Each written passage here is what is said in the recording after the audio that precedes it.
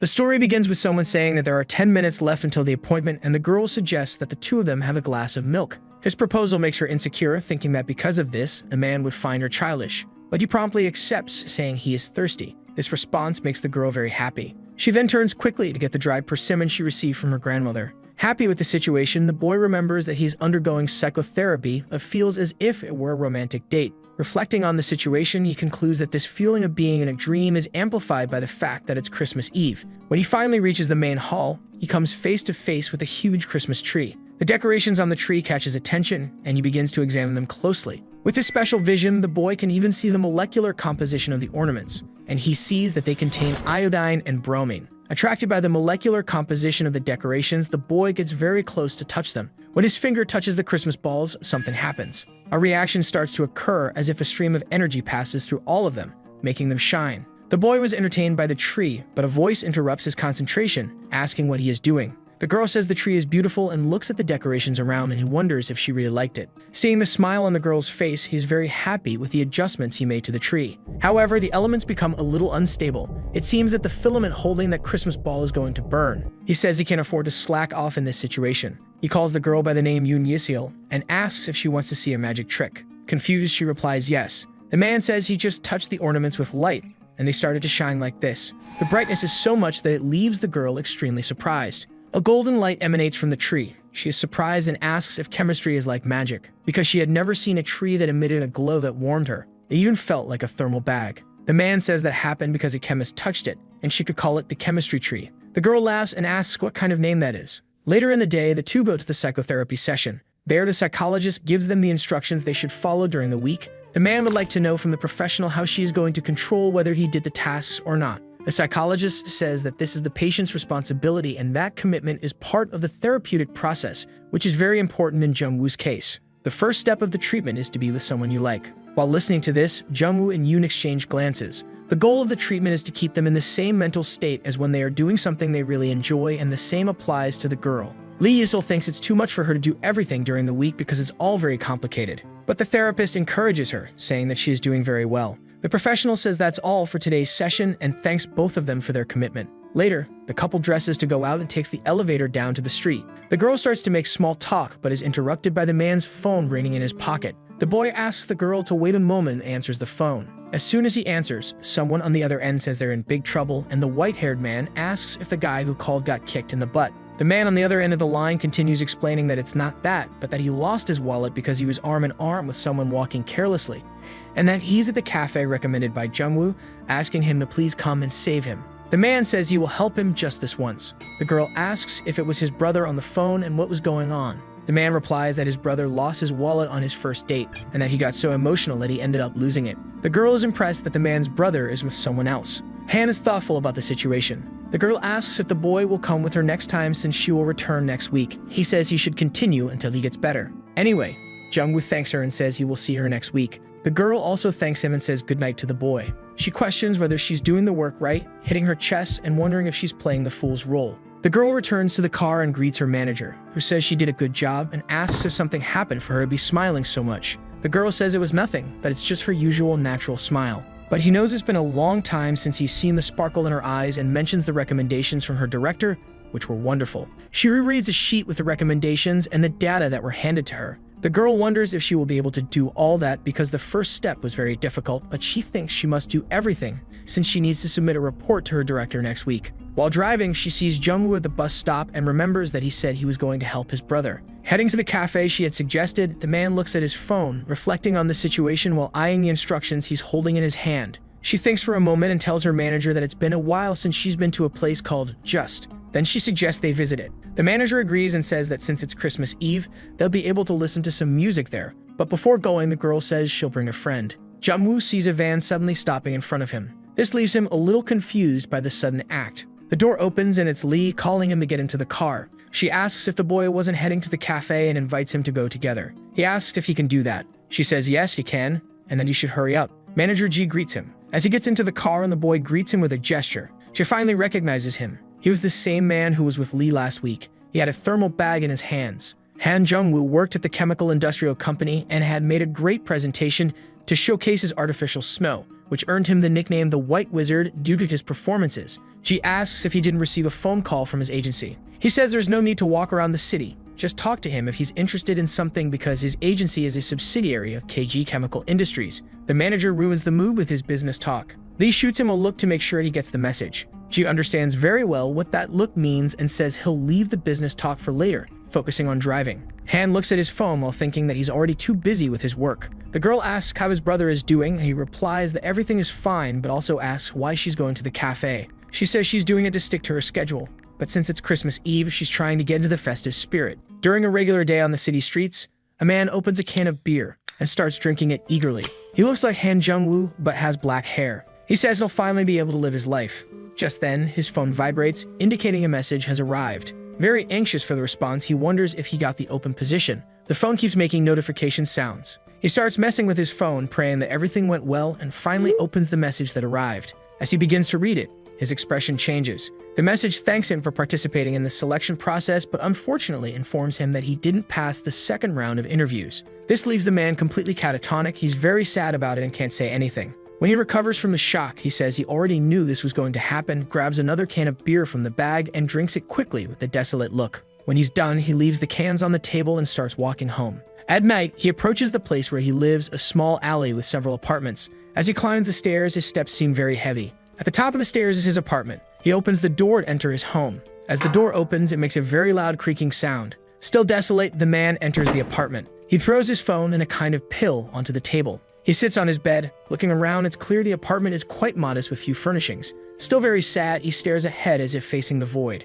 Thinking about what happened recently, he remains motionless on his bed. As the night progresses, the boy starts drinking several cans of beer along with other alcoholic beverages. Inside a box with the KG Chemical Industries logo, there was a small display with the label F12. The boy is sitting, feeling relieved and drunk, but soon he starts to feel extremely pathetic. He looks at the table full of drinks. Because of this, the boy changes his mood and says he's using his rent money to buy alcohol. This makes him very angry, and he throws the still full can onto the table, wondering what he should do beyond what he's already doing, and that there's nothing he can do now. The cans and their liquid contents spill onto the floor. Then he puts his hand on his head and groans in pain, beginning to feel desperate about the situation he's in. Despite being intoxicated, he tries to think of a solution but sees no way forward. So he starts to cry uncontrollably. While crying, he puts his hand over his face to cover his eyes. After some time, he takes a deep breath, trying to calm down. He wipes his nose and mouth with his hand. With his eyes still full of tears, something on the table catches his attention. It's the AF12 pill sitting on the table, which reminds him of how he got it. The man starts to remember the day he received the pill. He was selected for a clinical trial, but he hadn't signed up for the trial. Even so, they contacted him, knowing he was in financial trouble. A few days ago, while at another job, Jungwoo was wearing a mascot costume for a store. A child lovingly kisses the mascot he's portraying, a kind of cat from a beauty salon. We then see the child saying goodbye to him. He sits down to hydrate, because with the heat and the costume, the boy is sweating excessively. While resting for a bit, his phone rings, and he was already expecting this call. So he quickly takes the phone out of his jacket pocket. The messages are from the owner of the apartment the boy is renting, and the rent is already 3 months overdue. If he doesn't pay, the owner will contact Jungwoo's mother. Upon receiving this news, the boy becomes very upset. The day goes by, and two people can be heard talking about something that happened the previous day. One of the ladies says that Jungwoo's father was sentenced, and she hopes the boy gets child support. A relative of Han tells the woman not to talk nonsense, that she should go home soon because the bank is about to close. Jungwoo is there, overhearing the conversation. The boy is worried because he saw the family's bank accounts and they are drowning in loans and interest, and this worries him a lot. He is holding a very nice box with a cake inside. The woman asks what's going on with that little boy, but the boy only thinks that he should leave home. He leaves the birthday cake on the table without being seen and walks into an alley further down the street. As he walks toward the avenue, the sounds of cars begin to emerge, along with the buses passing by. The man is sitting on the bus bench, and his expression shows that it's a very difficult situation to deal with. On the television, the news reports that KG Chemical Industries now has over 14,000 employees in Korea alone, and another 11,000 in multinational companies around the world. The industry produces electronic equipment such as display screens and batteries, as well as other everyday items, fabrics, healthcare, medicine, beverages, etc. The KG Group is responsible for manufacturing all these products. Jungwoo's phone begins to ring in his pocket. Some time passes before the boy finally notices. He then puts his hand in his pocket to retrieve it. He takes the phone out of his pocket and holds it in his hand to unlock it. The phone is unlocked using his fingerprint. It's his younger brother messaging him, asking if he was the one who bought the cake and left it at home and if he was going to abandon them. The boy replies, telling his brother to say happy birthday to their mother and to eat the cake with her. His brother asks why he won't come eat with them. Jungwoo replies that he has something to do. Suddenly, a bank notification appears on his phone saying that his loan is nearing its due date. This message leaves Han even more disconcerted because he doesn't have much money in his bank account,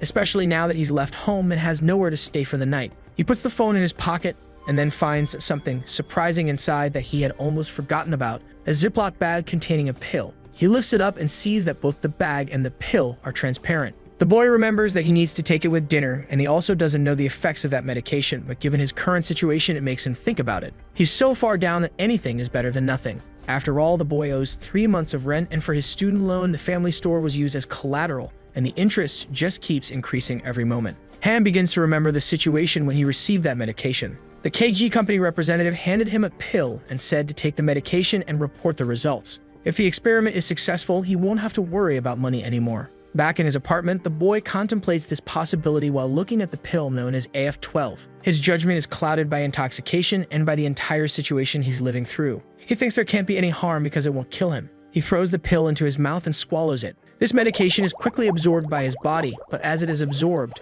the boy begins to gain some perceptions, basic notions of mathematics, formulas, and chemical representations. He starts to understand carbon chains and the relationships between them, and also has a mathematical understanding of the universe itself. All of this fills the boy's mind in an overwhelming way. All this knowledge absorbed at once causes Han to collapse onto his bed, feeling as if someone is strangling him. A muffled voice behind a mask asks where the drug is. Someone wearing a gas mask is on top of him. He says he already took the whole pill. The masked man asks if there's nothing left, his hand still around his neck. The boy says there's nothing left. The masked man pulls out a gun and says that if the boy doesn't want a hole in his head, he should provide the chemical formula. All of this is nothing more than a kind of hallucination. The boy can see himself in the TV show he's watching on his phone. His eyes show extreme exhaustion as he looks from his phone to the room with a look of complete despair. He stretches, saying that the day was very strange and that he's still not sleepy. His phone vibrates again, indicating a notification, and the boy checks what it's about. A message asks if he's still awake. He replies that he is. Suddenly, he is surprised by what he sees on the screen. It's a message from the company representative asking to meet right now. Yuan, now with white hair and different colored eyes, leaves Han surprised by the message. He reads it several times as it repeats over and over in his mind. The city is quiet in the early hours of the morning. A headlight catches Han's attention. She's here, he thinks as he looks at his phone, hearing the engines rumble. The boy approaches the car with its headlights on. The light is so strong that it hurts his eyes. Suddenly, the headlight of the parked blue car turns off. The boy finds the situation strange, and then the light comes back on as he walks, wondering if this is a sign to approach the car because he feels very unsure about the situation. When he gets there, he asks for permission, and the passenger door opens. Han understands that he should enter through the other door. He sits in the passenger seat. The door closes softly, and Han is a little anxious about the situation, looking down at his feet. He then begins to notice the papers in the person's hand. The woman aligns the various papers she's holding on the steering wheel. She introduces herself as a senior director of KG Chemical, and her name is Moon Chae-yun. Someone with such a high position leaves Han quite surprised. He introduces himself, saying his name is Han Jungwoo. The director wants to ask a few questions to prepare a diagnosis for him. The woman asks if he has slept since taking the pill, and the startled boy responds that he hasn't. He was looking outside the car. Suddenly, the woman turns her face toward him, getting close and asking to see something. Coming even closer, she says that it seems nothing has changed. The woman is so close that the boy starts to stammer. Stammering, he calls her Ms. Chae-yun. Still looking at him closely, she tells him to call her Dr. Moon. Feeling very embarrassed, the boy asks how KG Chemical knows him and if they were the ones who sent the pill to him. She asks if he has ever been to one of the hospitals operated by the chemical company. Han Jungwoo confirms that he has, once after an accident. According to the test results obtained at that hospital, he was compatible with an F12 compound and was selected for the clinical trial. The doctor says this very close to the boy, and he looks up embarrassed, asking why they're meeting at such an hour of the night. She says it's because of the medication he took. One of the proteins in the F12 compound is a strong sedative, but it's also a compound that can create specific knowledge for those who use it. They mix this bihelical structure, which can be sold as medication. Han-woo specialized in business administration, not pharmacology.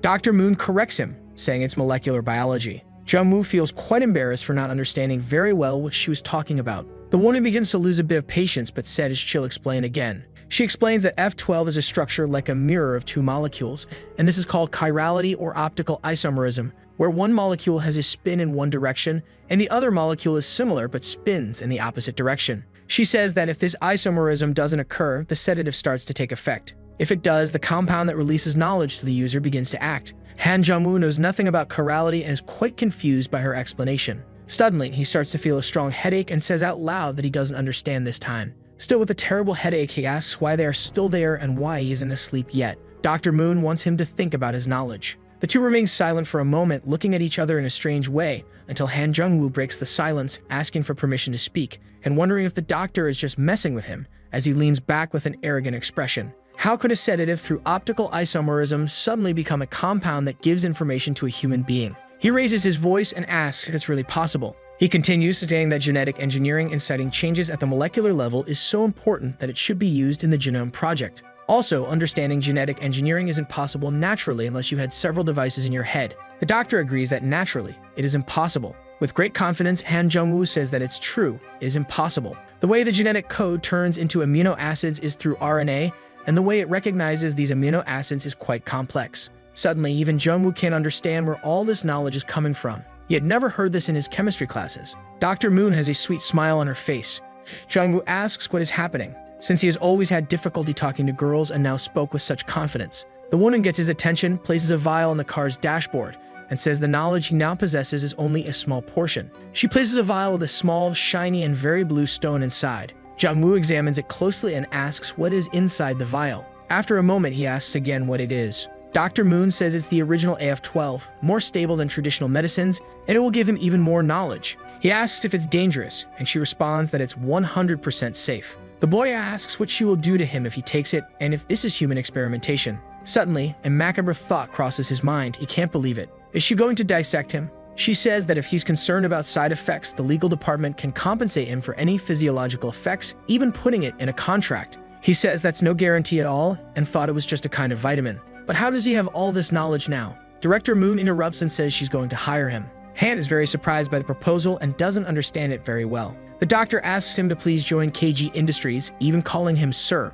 Han can't even believe what's happening. The woman smiles at him while holding the papers and tries to understand the whole situation. A devastating fire consumes a place, while a child inside struggles to breathe and is terrified. Feeling immense pain and not knowing where he is, the flames grow higher and the blaze reaches toward the ceiling. Hopeless, the boy tries to call for his father, and it seems like another nightmare. Elsewhere, someone wakes up with adrenaline pumping, sweating, and breathless. Han, now with white hair and different eyes, tries to understand what kind of dream that was and how disturbing it was. He remembers the previous night and everything that happened. Glancing at the table, he sees a piece of paper. It's the employment contract. It seems hard to believe, but the boy begins to realize that it wasn't a dream. Dr. Moon continues explaining that the clinical trial will help with research and that the goal was to hire field researchers, but he would only start as an intern. Han, suspicious, comments that they expect him to just accept this job, stating that he's too busy and has no free time to waste. The woman's eyes show disbelief upon hearing this. Jung-woo feels a sense of regret after uttering such words because it was a dream opportunity. Dr. Moon mercilessly says that since he graduated, he's never had a job, his house doesn't have internet, and he doesn't pay taxes. Under these conditions, it would be impossible for him to find a job, and the boy agrees. Even so, a 20% salary increase is offered because they need someone who can take the AF-12. The boy does the math and realizes his salary would be approximately 400,000 Rias per year. With a 20% increase, his monthly income would be close to 40,000 Rias. He doesn't understand how anyone would pay so much money just to take a medicine and confirms if he would really receive that amount upon taking it. Dr. Moon confirms, but warns that if he fails to adapt to the job, he'll be sued for losses and for interrupting the clinical trial. Still thinking about what to do, he questions whether there will be any side effects, but no effect could be worse than his current situation. The boy then puts the compound in his mouth and swallows it all. Time passes, and he receives an amount of approximately 20,000 Rias on his phone. Now with white hair, he thinks he can survive for a while with the money he has. Suddenly, he notices that his hair has changed color and realizes he hadn't noticed it before.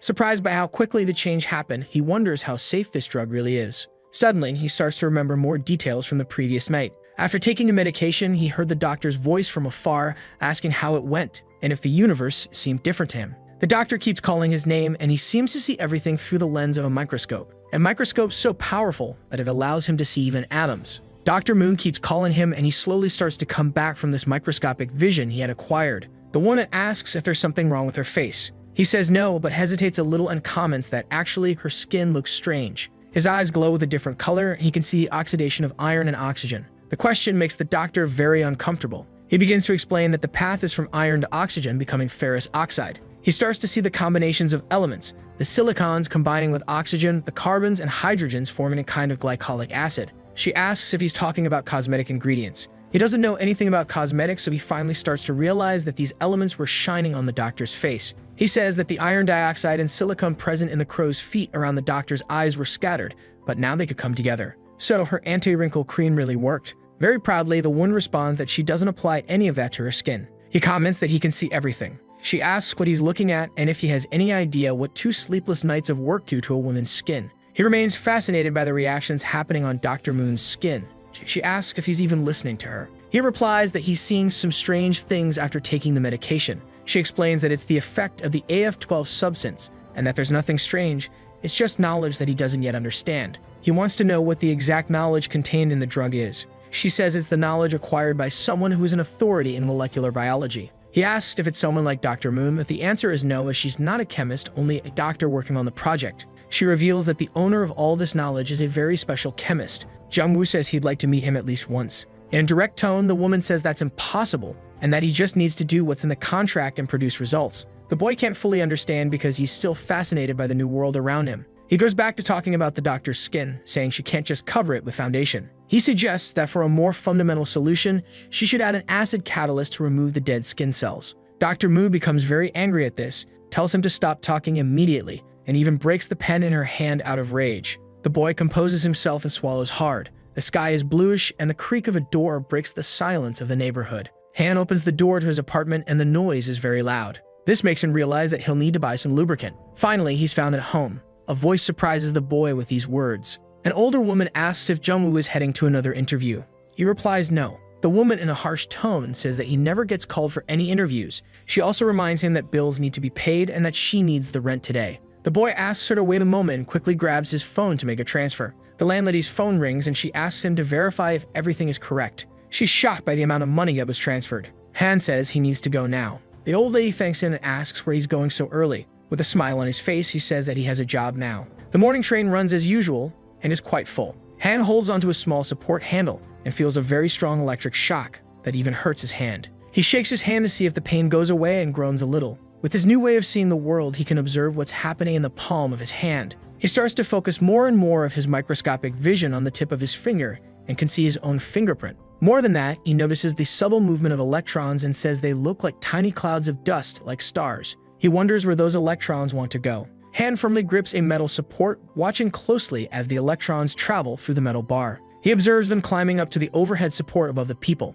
Han comments that now the electrons are free and tells them not to create static electricity while they run around. But the electrons seem to be attracted to the palm of his hand. He tries to shake them off with the movement of his hand and wonders why they keep sticking to him. The people around him start to find it strange that the boy is talking to himself and moving his hand that way. Very embarrassed, the boy tries to pretend he was just fanning himself. He begins to look at the outfit he prepared for his first day of work, commenting that he doesn't own any suits. All the ones he was wearing were borrowed. Suddenly, he begins to see more electrons, but he calls them stardust, mixing in a strange way. He notices how everyone's clothes are charged with electrons and comments that all this charge is starting to concentrate in one place and is ready to create a spark at any moment, noticing that the electrons are moving from people's clothes to the objects around them. He's amazed at the number of electrons on people's clothes and begins to notice the patterns formed by them, how these particles are distributed inside the train car. The electrons gather around the people and seem to shine before his eyes. He sees a man talking on his phone behind him and moves away because the electrons seem to be concentrated near that man. They form a kind of whirlpool above his head. Han tries to push them away with his hand, but the electrons start flying in a strange pattern and continue to move through the train car, passing between people and heading to the back of the car. Han comments that it's like a group of stardust moving and wonders where all the electrons are going. Suddenly, a few people at the back of the car catch his attention. Some girls are sleeping in the back, but one of them is reading a piece of paper. Looking closer, he notices that one of the girls fell asleep while reading. He's amazed by the beauty of this woman, fixing his gaze on her for a moment. He thinks about how beautiful she is and notices that the girl starts to open her eyes. The electrons begin to gather in her hair and accumulate on her clothes in an excessive way. This starts to worry Han because it seems like there's a large concentration of electrons on her body. Suddenly, a child begins to cry very loudly, and the mother asks the boy to calm down and stop crying. A man notices the situation and rudely tells the woman to make the boy be quiet. The mother starts apologizing. This catches the girl's attention. The mother keeps apologizing, but the boy continues to wail. At this, the girl in the pink sweater puts away the paper she was reading and places it in her bag. The mother keeps apologizing. An old man clears his throat while reading his newspaper and comments that the boy is already grown. He says the boy should have shown more manners in public, and that this is the government's fault for no longer teaching morality and civics in schools. The old man keeps grumbling but returns to reading. Without saying anything more, he continues reading his newspaper. The boy wipes his tears. Jungwoo follows the flow of the electrons, noticing that they begin to accumulate in the hat of the boy who was crying. Before the electrons concentrate there, he passes his hand over the boy's hat to redirect them to the grumpy old man. And the electrons follow the course hand sets. The charge is so strong that the old man's hair starts to stand up. Jungwoo's hand is still charged with electrons, so he realizes that he has the power to attract electrons to his body. He begins to test this on the old man's hair, and the crying boy notices. When Jungwoo wants, he can pull the electrons from the man's head, making the old man's hair stand on end. He also finds it strange that sodium silicate doesn't stain his hand. Suddenly, the old man begins to notice something strange and looks up. Jungwoo quickly puts his hand in his pocket and tries to act casual by looking away.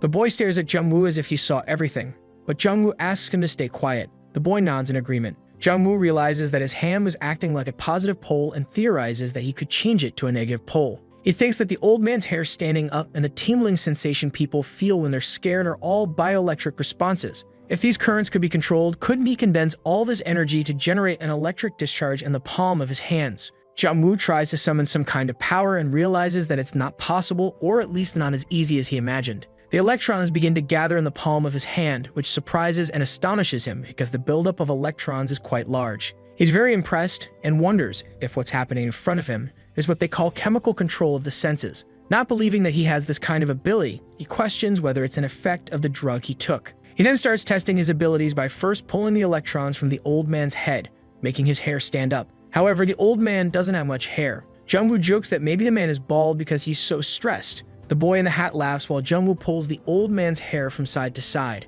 The guy next to him notices too, and everyone laughs at Jungwoo's prank. The old man is confused about what's happening, and unbeknownst to Jungwoo, someone films the entire situation. The boy keeps laughing as the old man disembarks at the station. The boy asks Ham Jungwoo to perform more magic tricks. Han steps aside a bit on the train. Suddenly, the girl who had previously caught his attention asks for permission to speak, and asks if he's going to KG Chemical. Surprised, Jungwoo asks how she knows. Before he even finishes the question, the girl reveals that she also works at the company. The train tracks vibrate heavily as they pass through the city, but this constant vibration begins to loosen some bolts. These bolts fall to the ground unnoticed. The girl shows that someone at the company mentioned there would be a new employee and had Jungwoo's picture. She calls him Mr. Parachute for getting into the company so suddenly, likely through a recommendation from a superior. The girl comments that his hair color is different and asks if he's really Jungwoo. He confirms that it's him and is surprised because the girl seems too young to be a company employee. Suddenly, something catches his attention, and he begins to sense that something sinister is about to happen.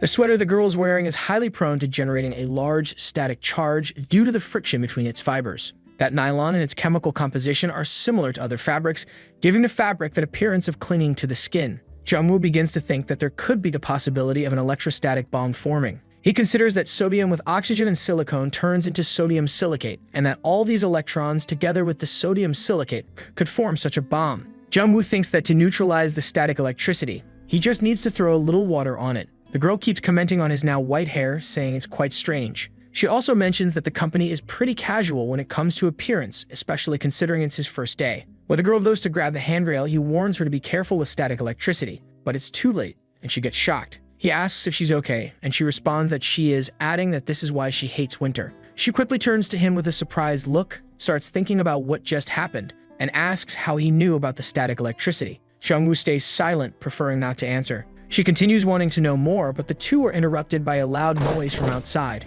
The conductor notices that an object has fallen onto the tracks. There are some metal beams just ahead, right in the middle of the train's path. The conductor even rubs his eyes because this could be serious, and when he realizes they're actually metal beams, he becomes very alarmed. The girl still wants to know how Jungwoo controlled the static electricity with his hands and made the old man's hair move. Jungwoo tries to start explaining, her eyes widen with anticipation, but they're interrupted as the train suddenly brakes hard to avoid hitting the beams at high speed. The sound of the train's brakes is deafening, but it's to prevent an accident causing a massive jolt to the passengers inside the car. The girl with Jungwoo loses her balance and falls on him. Since her sweater was electrically charged and so was he, they both suffer a strong shock and pull away. He knew this would happen, but didn't expect it to be so painful. Suddenly, the train shakes violently, causing the girl to lose her balance again. Quickly, Jungwoo catches her in his arms, preventing her from falling. They stay in that position for a while, and she begins to notice something in his hand. Meanwhile, he focuses on the announcement about a part of the bridge having fallen, blocking the train tracks. This is why the train had to stop.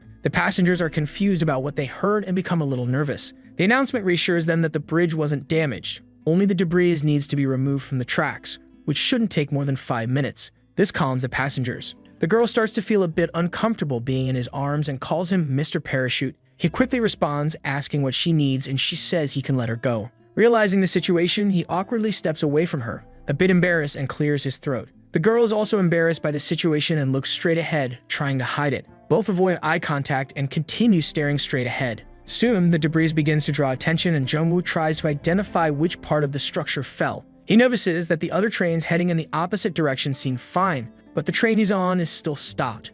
Meanwhile, they both wait patiently for the tracks to be cleared. The workers are working hard to remove the debris.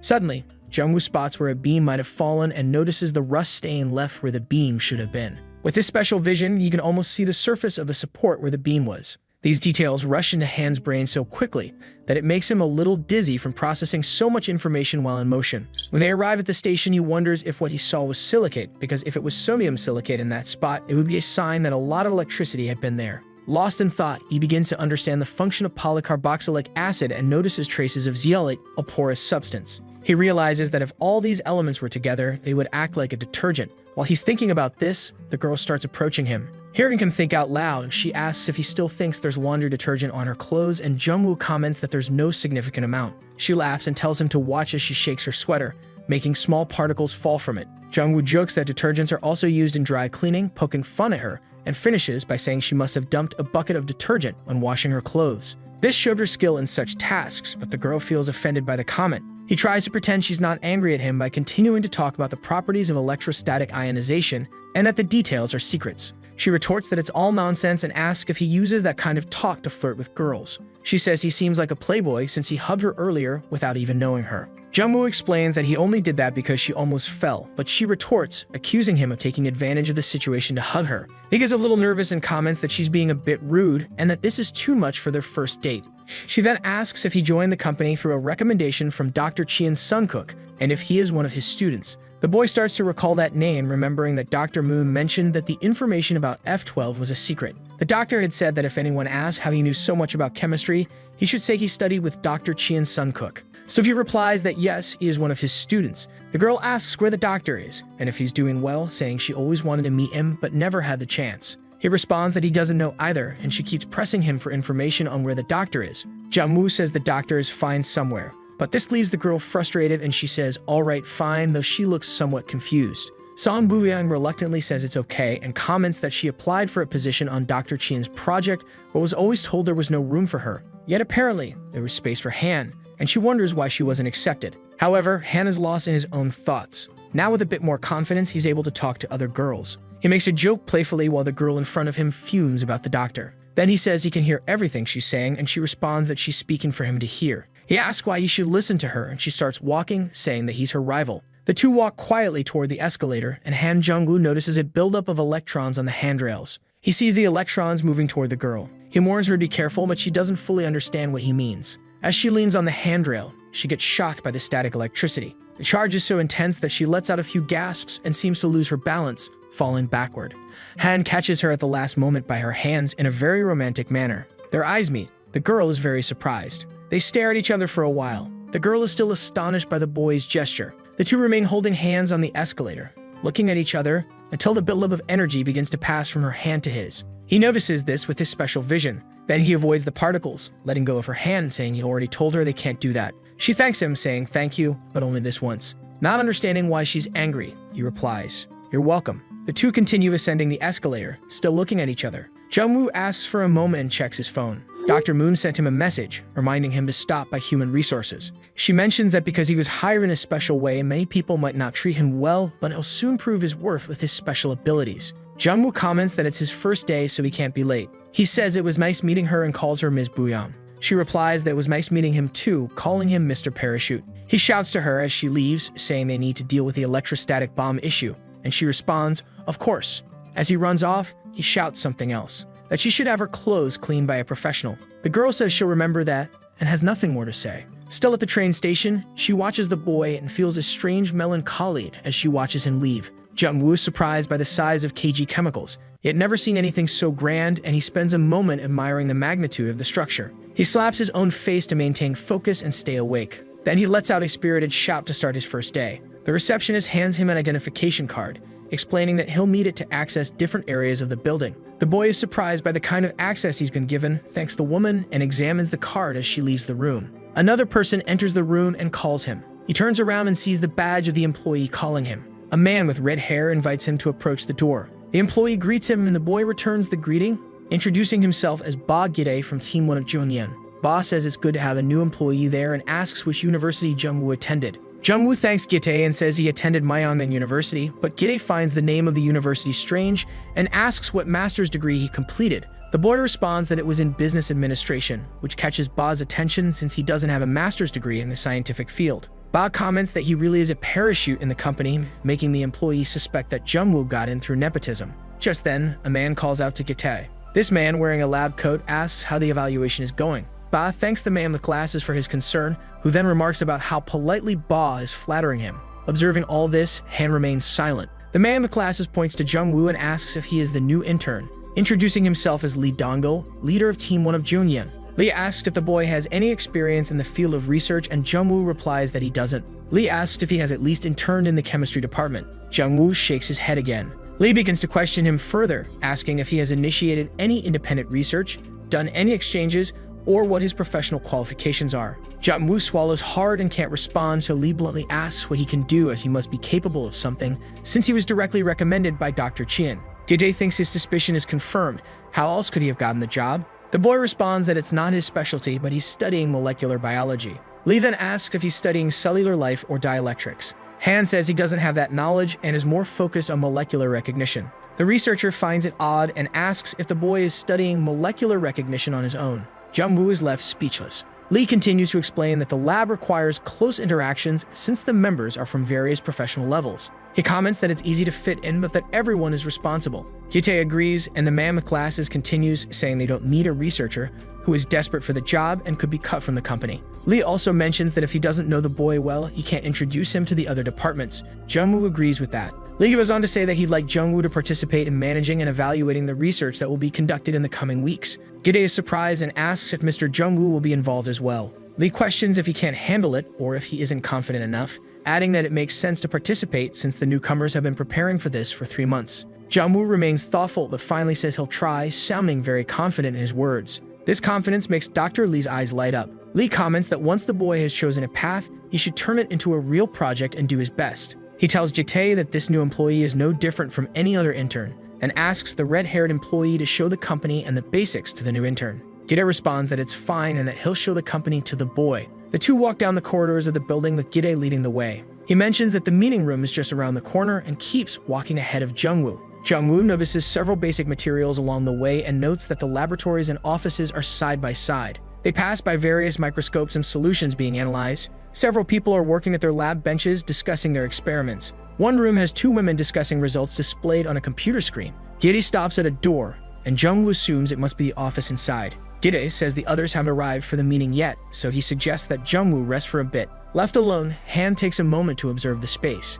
He places his bag on a table and sits down to catch his breath. He notices there are already several other backpacks in the room, making him wonder when the others will arrive. Time passes and no one comes. A few more minutes go by until someone finally enters the room. A man walks in and asks why the others are gathered outside so early. He hadn't noticed Jung-woo's presence, but when he does, they greet each other. Suddenly, the man recognizes him and becomes startled. The man then runs out of the room, saying he has something important to do, leaving Jung-woo confused. He is alone in the room again until another person enters and Jung-woo greets them. At the same moment, the person's phone rings and they read the message in front of Jung-woo. They turn to him and ask if he is who they think he is. Without waiting for a response, they turn away and leave. Another person enters, and upon seeing Jung-woo, they stare at him awkwardly for a while. Jung-woo is left confused when someone suddenly apologizes and quickly leaves the room. He can't understand what's going on until he sees a message from Dr. Moon informing him that it's the company's recruitment period, which will continue until the end of the year. She suggests he get used to the environment.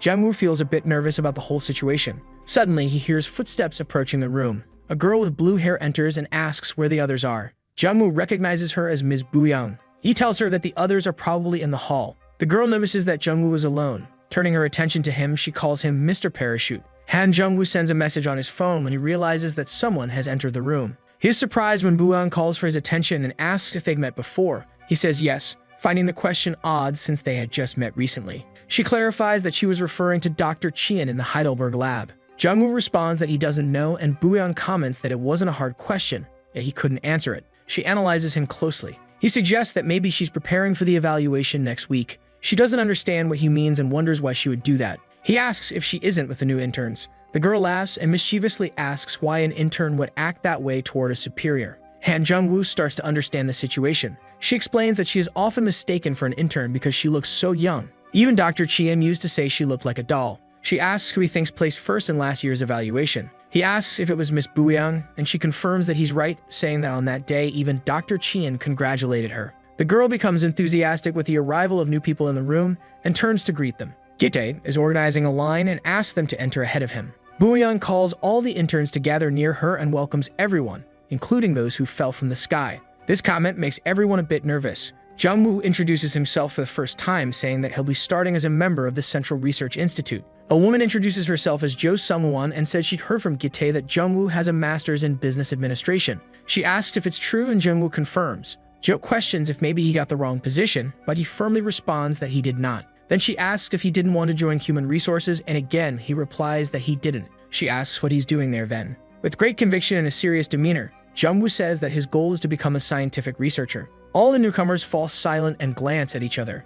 Jungwoo feels embarrassed by how he spoke and begins to rephrase his sentence. He then says that if he wants to be a researcher, he will help with the Central Research Institute's project and will be under the guidance of his superior. She finds his response odd but tells him to do his best. Buyeon calls him Mr. Parachute and asks if he really did his master's in business administration and how that was possible, or if perhaps he has another master's degree or met Dr. Chien during a research project. She begins listing various possibilities. A centrifuge spins with several vials inside. As the numbers flash on the screen, showing the conditions of the prepared substances, Jungwoo repeats them. He memorizes the numbers and inputs them into the computer to produce a substance with extreme precision. He continues repeating the numbers and entering them into the computer. The boy notices that he needs olefin to produce plastic, so he grabs a small vial from the centrifuge. Olefin is a mixture derived from petroleum refinement, and a catalyst is needed to break down the hard olefin. He closes the centrifuge and continues counting, while entering the numbers into the computer. Meanwhile, the centrifuge keeps running and Jungwoo keeps typing and memorizing the numbers. Later, he heads to lunch. There he eats until he's full, saying he's really excited about his new job since it's been a while since he's eaten like that. He realizes he ate too much and notices some people playing soccer nearby. The sound of the game catches his attention. He stops for a moment to watch while drinking coffee, and soon notices a girl sitting on a nearby bench reading a book. The girl is wearing a pink dress and a white lab coat, also sipping on coffee as she reads. The sky is blue and the day is beautiful, making Jungwoo feel quite happy. Jungwoo finds eating inside the lab more relaxing and elegant than he imagined. He is interrupted by someone asking what he's doing there alone. It's Buyeon, and she says she's also alone. She asks if she can sit next to him, and before he even responds, she's already sitting. Jungwoo begins drinking his coffee quickly, trying to leave before another interrogation begins. But in his haste, he chokes on his coffee. The girl notices but says nothing, simply excusing herself, while he tries to catch his breath. His eyes are still watery, and she starts talking about Dr. Chien. Jungwoo interrupts her, respectfully calling her ma'am, and asks why she wants to do research with Dr. Chien. She doesn't understand why he's asking, as Dr. Chien is likely to be the next Nobel Prize winner in chemistry. When someone wins a Nobel Prize, the co-producers of that research also gain the same recognition. Now he understands that. Some of Dr. Chien's papers are still a mystery to German chemists. She mentions that some researchers fully accept his theory, and adds that she has read all of Dr. Chien's papers and is probably the only one in Korea who has. She understands the principles behind his research. Suddenly, something catches Jungwoo's attention on Buyeon's lips. With his special vision, he is able to focus very well. He starts noticing a substance on her lip, getting closer and closer until he can see the cells there. His eyes have a different glow, and he identifies lentionine on her lips. Buyeon doesn't understand what he's talking about. He tells her there's lentionine on her lips, and the girl is startled, thinking her mouth is dirty, and begins wiping it, but finds nothing there. She asks if he's joking. The boy mentions that lentionine smells like shiitake mushrooms, suggesting she must have eaten mushrooms for lunch, and also mentions cucumber alcohol. He asks if he's right, and the girl is surprised and wants to know how he knew that. She comments that he's very similar to Dr. Chien and asks if he knew that. Jungwoo says he doesn't need to share everything he learned from Dr. Chien, since they are rivals after all. Buyeon agrees. Jungwoo mentions that only 3 co-producers are allowed in research. She confirms that he's right. This leaves her a bit discouraged and deep in thought, staring ahead, lost in her own reflections. Han finishes his coffee and says he needs to go now, snapping Booyeon out of her distracted state. As he's about to leave, she calls him again, asking if he has anything planned for the afternoon. Jungwoo replies that Team 3 asked him to help with an experiment and they'll be taking shifts for an hour, as it's an experiment that needs to be monitored and they don't have time this afternoon. The girl continues watching him, realizing she'll have to try again tomorrow. Jungwoo goes back to working on the centrifuge, repeating the numbers and entering them into the computer. The task is becoming repetitive and it's making him very sleepy, but he continues to focus on his work, though the sheer number of digits starts to confuse him and he begins forgetting everything due to exhaustion, until someone calls out from afar saying he's doing a good job, but that it's time to end the shift and he can leave. The man starts reviewing Jungwoo's work and comments that he's doing everything very well without needing any intervention. He also says that Jungwoo is quite smart and that he's excited to work with him from now on. When the man mentions from now on, it makes Jungwoo a little nervous. The man gives him a thumbs up. Jungwoo finally leaves the room, feeling very tired. He heads to the lounge where the other interns are and notices they're all still working. When he enters the room, no one even looks at him. His bag is still on the chair where he left it. The boy sits at the table with the others. Jungwoo wonders if everyone is working overtime and notices on a colleague's computer that they're preparing for the evaluation. He starts looking for an outlet to plug in his laptop but can't find one. He comments that his laptop is old and that the battery doesn't last long, continuing to search for an outlet somewhere when his phone vibrates. It's a message from Dr. Moon asking why he hasn't clocked out yet and mentioning that she would like to meet with him. Jungwoo grabs his bag and tells his supervisor he's leaving, expecting a response, but when he looks over, the woman simply waves at him. Jungwoo bows again as a sign of respect and wonders if his relationship with his co-workers will improve soon. In the elevator, the speaker announces that the Research Institute helps society gain a better understanding of medical care, especially in the bioeconomy and biopharmaceutical fields. To become a company with a global presence, KG Chemicals is actively producing new research. The boy arrives at his desired floor, and as he exits the elevator, he meets Dr. Moon. She's wearing glasses and making some notes on a tablet.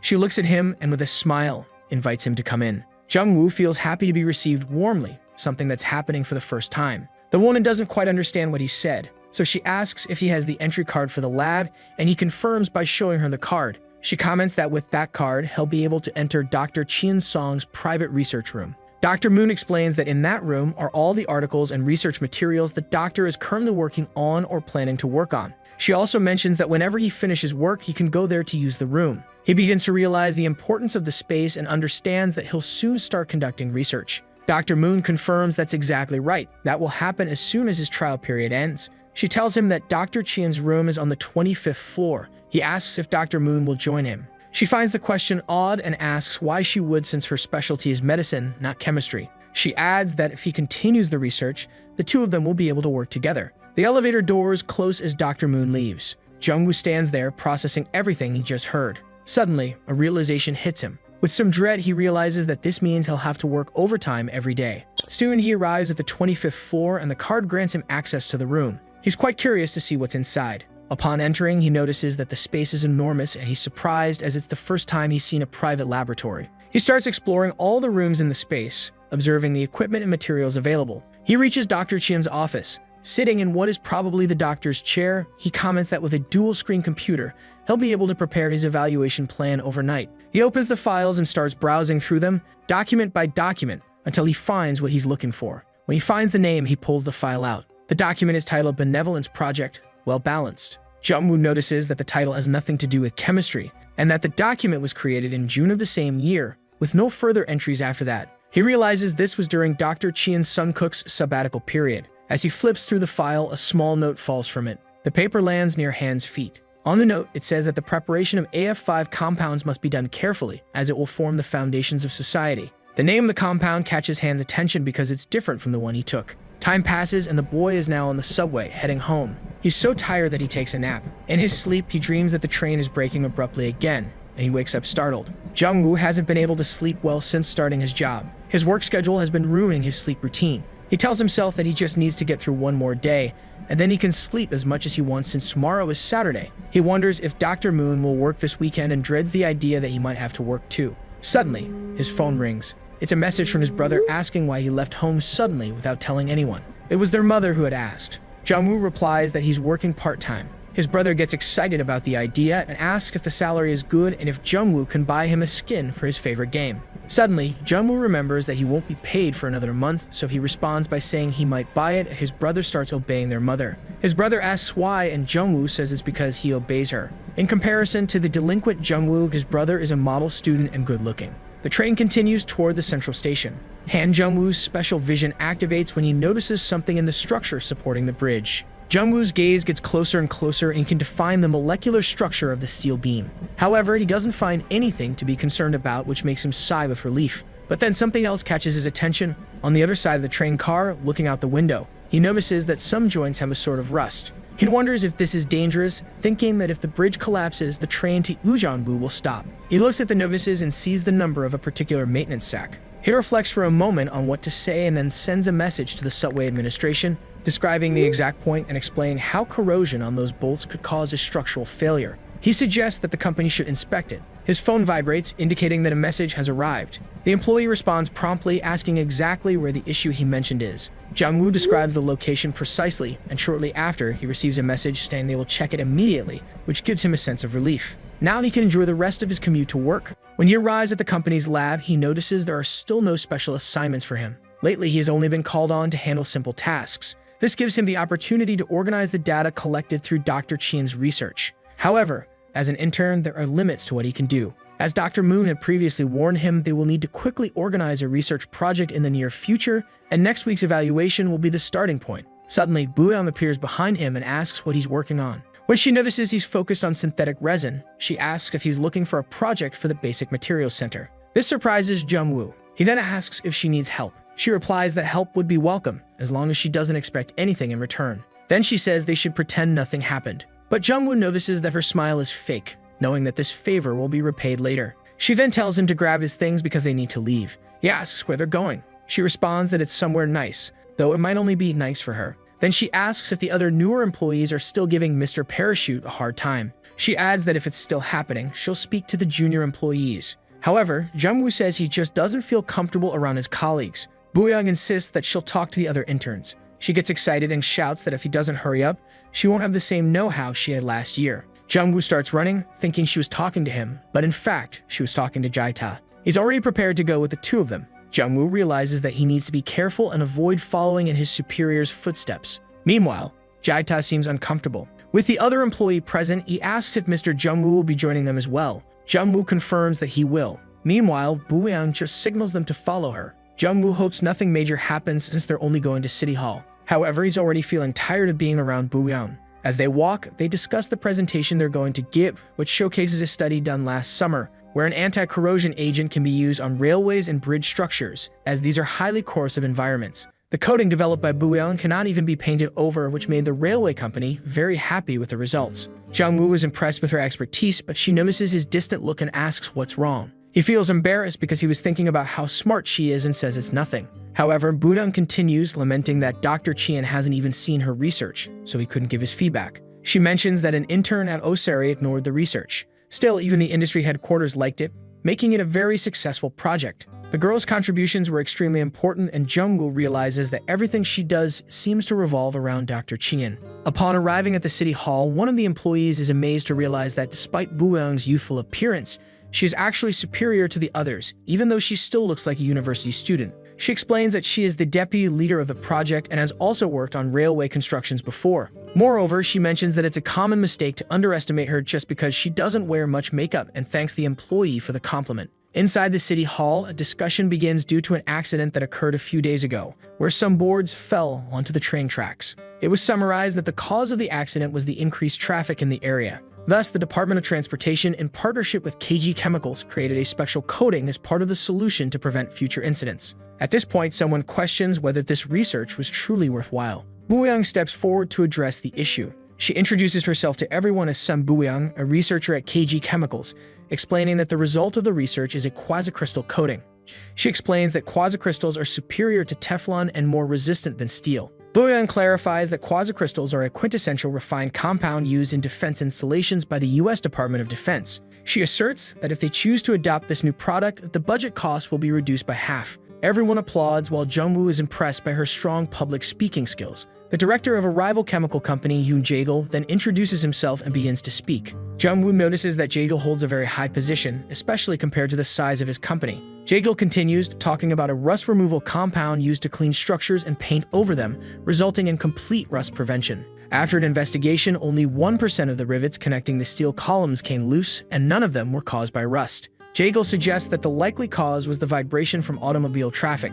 He then questions the need to add another coating on top of an already perfect iron structure, stating it would be a waste of money. Additionally, he addresses Boo-young directly, questioning her mention of the United States, and asks whether the methods used to clean the rust off the Statue of Liberty are the same used for this railway, and whether the production of the rust remover is truly cost-effective. We return with Boo-young explaining that the zinc paint used has quality recognized by NASA, and due to its cost-effectiveness, buyers have been increasing. However, Yoon still questions why they sent a relatively inexperienced researcher to discuss such an important matter. One of the researchers asks to talk about this later, as now is not the time. But Yoon Jae-gil complains that they don't want to hear the truth and says he won't say anything further. Seeing the difficulty of discussing with those people, the protagonist feels pessimistic about achieving any results. Then he begins to notice the images on the screen. Looking at the entire structure of the components in the image, Han Jung-woo manages to spot details that no one else had noticed. There was a very interesting molecular compound there that no one had detected. Afterward, the protagonist thinks about that seminar and how he doesn't want Boo-young to leave defeated. He then stands up and asks to check the photos displayed on the screen.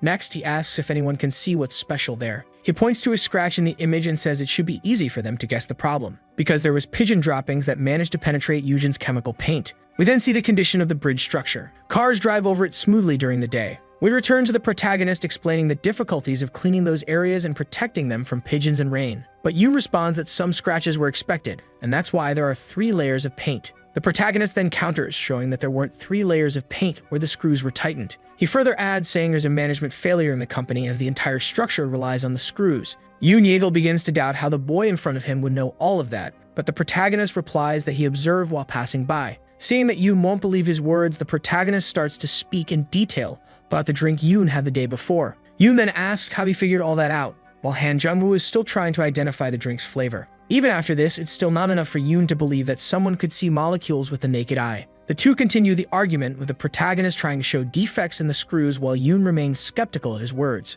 Han Jung-woo then says he is not a comedian and subsequently closes his hypothesis. Boo-young appears concerned about his words, but he says he just told them the truth. But Boo-young says that's not the issue. Meanwhile, Yoon gets furious and begins asking who he is and where he came from. Then Han Jung-woo introduces himself as an intern at KG Chemical. Yoon is shocked to find out he's just an intern. After this, Ba Kide tells the protagonist that he's dealing with an influential doctor and shouldn't worsen their relationship, even if they're competitors. Simultaneously, we see a train passing over the bridge they built. Everything remains normal as the train crosses the bridge, until suddenly the nails begin to come loose. The entire bridge starts to collapse. Then part of it falls onto the street below. We return to Han Jung-woo and Boo-young arguing over whose fault it is that he's there. Simultaneously, we see Yoon reproaching himself for his recent behavior, until he receives a call informing him of an accident. Han Jung-woo watches him, curious to know what kind of person Yoon is. The person Yoon was talking to alerts him, saying that an unknown person had predicted everything and warned them well in advance. Yoon takes the number of the person who warned him about the accident and calls them.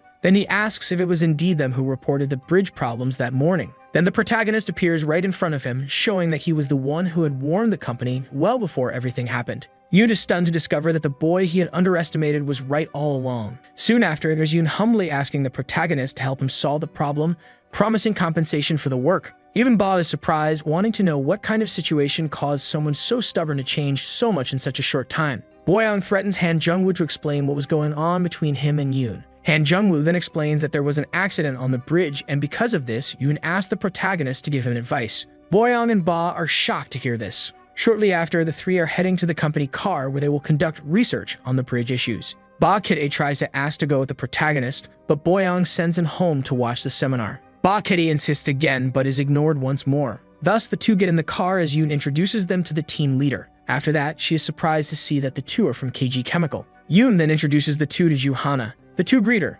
Joo-hana immediately starts explaining everything that's been happening. She explains the location where the structure fell and what she thinks may have caused the bolts to come loose. Yoon asks what the protagonist thinks, and he quickly asks for a photo to figure out what might have happened. But Joo-hana doubts Han Jung-woo's capability, saying there's no way he could see with the naked eye. Yoon asks her to do what the protagonist requested. After getting the photos, the protagonist begins reporting possible corrosion issues in the structure. But Hana doesn't believe his words and asks him to look at the durability tests conducted. Han Jung-woo realizes it won't be easy to converse with her. He then starts wondering if he should talk about cosmetics to try to persuade her. He observes crumbs and a bit of coffee on Ju Hana's lips. He also notices that there's some saliva from someone else in her mouth. Thus, Han Jung-woo starts talking about seeing a lot of cat saliva in her mouth and suggests she must really like kissing her cats. Ju-hana doesn't believe he could know what she did before arriving and tells him not to jump to conclusions. Right after, the protagonist says she has 2 cats, and because of this, the enzymes in her mouth have subtle differences. He then mentions having a sort of chemical reasoning. Shortly after, he returns to the bridge issue and explains that he doesn't doubt the tests performed by the company. Then the protagonist says he noticed a big difference in the material of some bolts and detected varying corrosion levels among them. Thus, he concludes that many bolts were made using a different type of material. Hana looks for reasons why the bolts appear different from one another, while Yoon says it's impossible for the bolts to come loose from just external corrosion. The two continue discussing to try to find the cause, until Hana considers the possibility of problems with the bolt manufacturing process. She then realizes that bolts are being made with different levels of mixed iron. Boyeon begins to draw the protagonist's attention while the others try to solve the issue. She then asks if the protagonist has already resolved the situation. Han Jung-woo starts showing off to Boyeon. After that, he begins thinking of calculating his consultation fee. Suddenly, he hears Yoon talking about a press conference. Yoon starts asking his boss to give him at least 15 days to fully investigate the cause of the problem. Shortly after, we see a square full of people and cameras. Meanwhile, Han Jung-woo remains in the car observing people preparing for the filming. Boyeon appears in front of him as she watches the people. She cheerfully says that the protagonist is going to appear on TV. Then Han Jung-woo tells her to be careful so that they don't tarnish KG Chemical's image in front of the cameras. Boyeon mentions that Dr. Chien has appeared on TV a few times and then tells the protagonist to act confidently in front of the reporters. We see Ba in his lab while the TV covers the bridge collapse.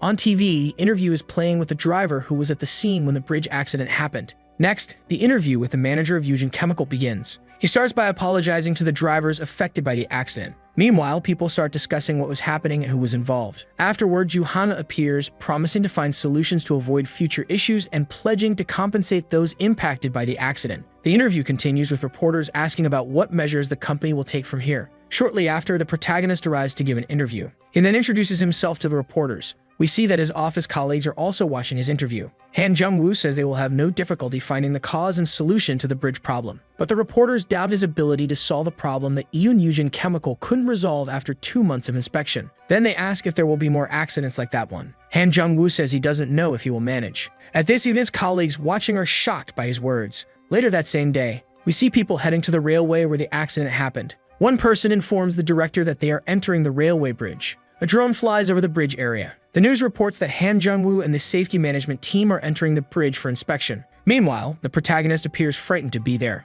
Boyeon, on the other hand, is suffering from the cold winds. She says she's struggling because it's already getting dark and very cold. Hearing her words, the protagonist tells her she shouldn't have followed him. She then replies that she couldn't stay back when even the protagonist was going. But her suffering from the cold only increases. At the same time, we see Ju-hana notice the protagonist as the only one who appears prepared. Shortly afterward, Han Jung-woo gives his scarf to Boyeon to wear. Boyeon is concerned, but the protagonist quickly responds that she needs it much more than he does. After that, Boyeon once again compares the protagonist to Dr. Chien. She says the protagonist is also the type who cares about others, but Han Jung-woo simply tells her not to rub her nose on his new scarf. Hearing this, Boyeon gets annoyed with Han Jung-woo. Thus, they walk toward the inspection site, until they reach the site and have to go down the stairs. Boyeon descends the stairs while struggling with the cold winds, and so they all arrive at the location where they'll conduct the inspection. Below the Han River Bridge, they begin their bridge inspection work. Han Jung-woo starts observing the site while Boyeon suffers from the cold. He uses his special vision to find defects in the bridge,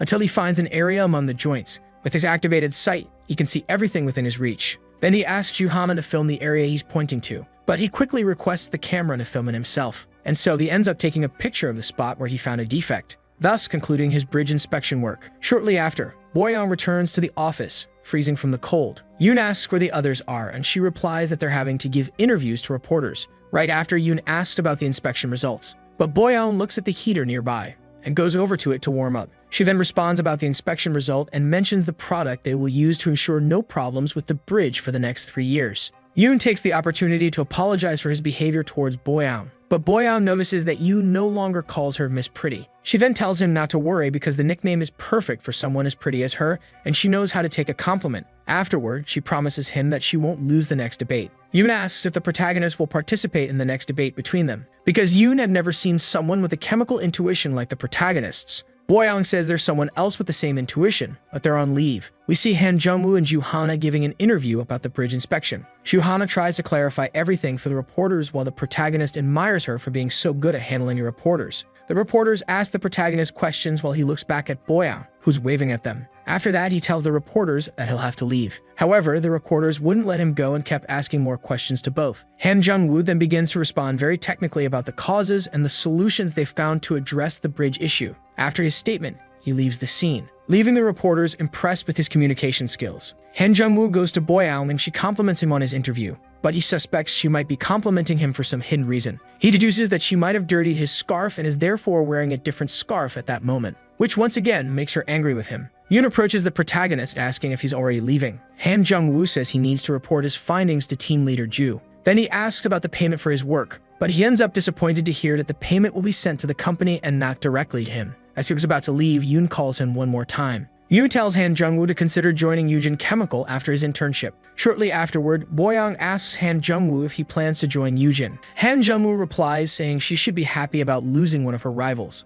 Boyoung responds that she's frustrated because he's doing better than her and that she also needs to learn more from now on. But Han Jung-woo says he won't teach her anything, leaving her in a bad mood. In her sour mood, Boyoung ends up looking cute to the protagonist. Afterward, Boyoung takes out her phone to reply to Dongle Sunbae's messages. In his messages, Dongle Sunbae asks Boyoung to bring the protagonist with her to the team dinner. Shortly after, Han Jung-woo is introducing himself to the team's seniors inside the restaurant. Sunbae Dongle calls the protagonist and Boyoung over to join them. The other employees comment about the protagonist and his interview as he walks past them. Sunbae Dongle waves cheerfully at him. Soon after, Sunbae Dongle asks if everything went well in the meeting with Yujin Chemical and Boyoung immediately replies that it did. Donggil and Sunju start talking as if Boyoung had solved everything at the meeting. Boyoung realizes she has a lot to explain to her seniors. After Boyoung's explanation, Donggil begins scolding the protagonist for doing something so risky. The two argue a bit until Donggil tells the protagonist to start behaving while he's out. However, Donggil knows the protagonist can go his own way as long as he has his vision for the micro world. With that, everyone resumes eating and drinking. Han Jung-woo is now at a table with two more of his seniors.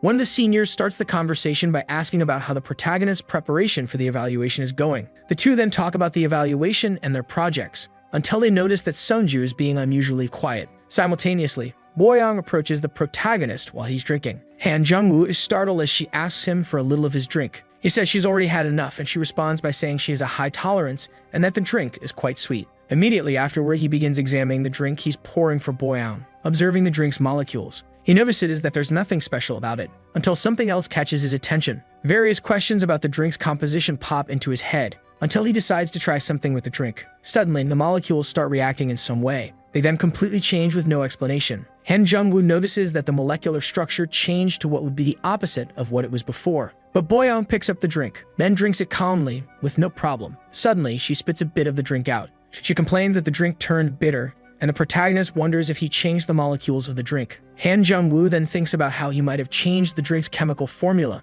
making it taste bitter instead of sweet. Once again, he tries using his power on the drink, and thus keeps changing the drink's chemical formula, until he finally concludes that he has the power to alter the molecular formulas of things. One of the seniors doubts Boyoung and asks her to give him a bit of the drink. He drinks to show that Boyoung is just drunk. He says the taste is great, while Boyoung insists it tastes bitter. Then she tries the drink again, and strangely, the drink now tastes sweet. Shortly after, everyone says goodbye to leave. Seeing Han Jung-woo say goodbye, Boyoung realizes he's already gotten close to his seniors. Right after, she hands the scarf back to the protagonist. She says she'll still take him to have coffee with her, and he quickly responds that he'll only go if she doesn't have any hidden motives for it. She even offers a meal with it, but the protagonist says he just wants the coffee. Then he asks if she still has a sample of the quasi-crystal coating for him to paint an old gate. But Boyoung replies that there might be some at the Chang factory, so she asks him to give her his number. Han Jung-woo takes out his phone to give her his number. Boyoung also asks for his address so she can send the product to him. Han Jung-woo then gives her his address.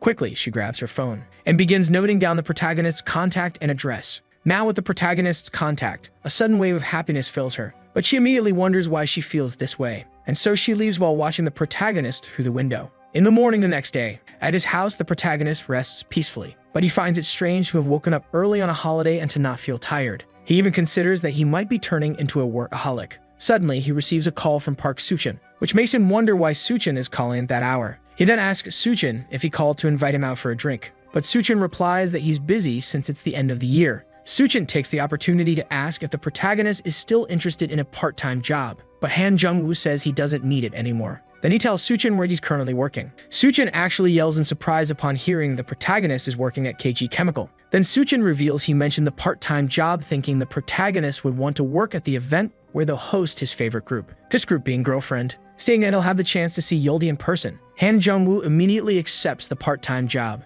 On the bus on the way to the event, Han Jung-woo uses his phone to pass the time. He then decides to check the article from his latest interview. His title as a corrosion specialist actually pleases him, but he notices that another article is getting much more attention. A quick 1-minute video is attracting a lot of attention online. Opening the video, he realizes it's about him when he was in the subway testing his new powers. But he also notices that his face wasn't captured on film. Since he wasn't trying to show off, he doesn't mind much. The trip continues while he listens to the radio playing a song. Thus, his journey goes smoothly until he reaches the event location. Upon arriving at the event, he's greeted by his friend Suchin shortly afterward. Suchin thanks him for coming. Right after, he hands the protagonist a badge. Han Jung-woo asks if he'll really get the chance to obtain Yoldi's autograph, and Suchin immediately responds yes. But Suchin shows the list of celebrities attending so the protagonist can see if he wants any other autographs. However, the protagonist replies that he doesn't know anyone besides Girlfriend. Suchin is surprised and asks if the protagonist doesn't even know Yoon Yesil. Han Jung-woo then says he's heard one of her old songs. The two walk to work while exchanging insults. Already working inside the event, the two begin by carrying the sound equipment. Shortly after, the protagonist is resting from the exhausting work. He watches the others working. Then he asks Suchin if he'll really get the chance to see the performance up close. Suchin replies that he'll be able to as long as he has the team identification badge. Hearing this, he gets all excited knowing he'll have the chance to see Yoldi up close. But Suchin still complains that he doesn't even know Yoon Yesil. Then the protagonist looks at Suchin and asks if he's handling fireworks. Suchin confirms and says the fireworks will make the atmosphere even livelier when the music starts playing. Han Jung-woo sees Suchin holding a box and asks what he's holding. Suchin responds by saying it's a test explosive that contains components found in matches. Next, Suchin opens one of the packages and throws the explosive powder into the fireworks, making Han Jung-woo curious, who activates his powers to see the powder's composition. He then begins to observe the composition of that special powder. Sparks suddenly start coming out of it. Next, the protagonist starts to see the chemical microcosm of those sparks. Suchin doesn't understand why the protagonist is so amazed by it and warns him, saying he'll get into trouble if the director sees him like that. He then goes to grab something and asks the protagonist to wait. Afterward, he brings cheap fireworks he used for practice. Han Jung-woo wants to know why they're doing that if the director is the one managing the fireworks. But Suchin says it's for rehearsal and that they need to practice so they won't be startled by the sound during the performance. However, the protagonist once again questions if what he's doing is really allowed.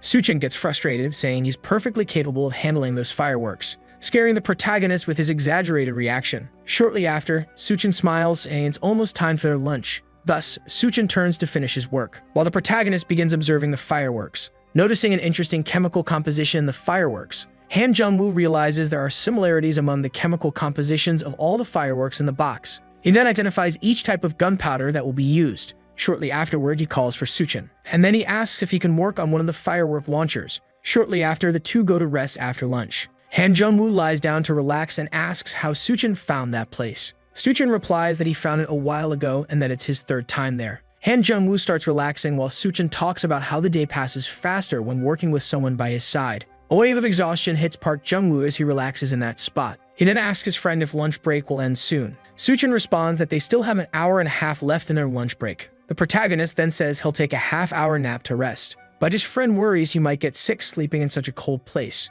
Unfortunately, the protagonist was already asleep before Suchin could say anything. Suchin then places some heat packs near his friend to keep him warm. Afterward, he leaves the room to meet with the director, leaving Park Jung-woo asleep alone in the room. Shortly after, the protagonist starts reacting to the heat packs placed near him. Suddenly, his face begins to burn from the heat packs, to the point where he wakes up shouting from the heat. He complains about his friend leaving such hot packs so close, but he quickly realizes his friend is no longer there. He quickly checks the time and sees that he still has some lunch break left. Han Jung-woo then drinks his coffee, wondering why he felt so sleepy all of a sudden. But to his dismay, his coffee is already cold, since he doesn't like cold drinks in winter. He comes up with an idea to warm up his coffee, placing the two heat packs next to his coffee. Park Jung-woo decides to increase the temperature of the packs by using his powers to speed up the chemical reactions, and thus, he manages to heat his coffee to the perfect temperature he wanted. Then he drinks his coffee before heading out. However, upon hearing the sound of someone entering the room, he assumes it's his friend coming in, but he soon realizes it's a stranger who has entered the room.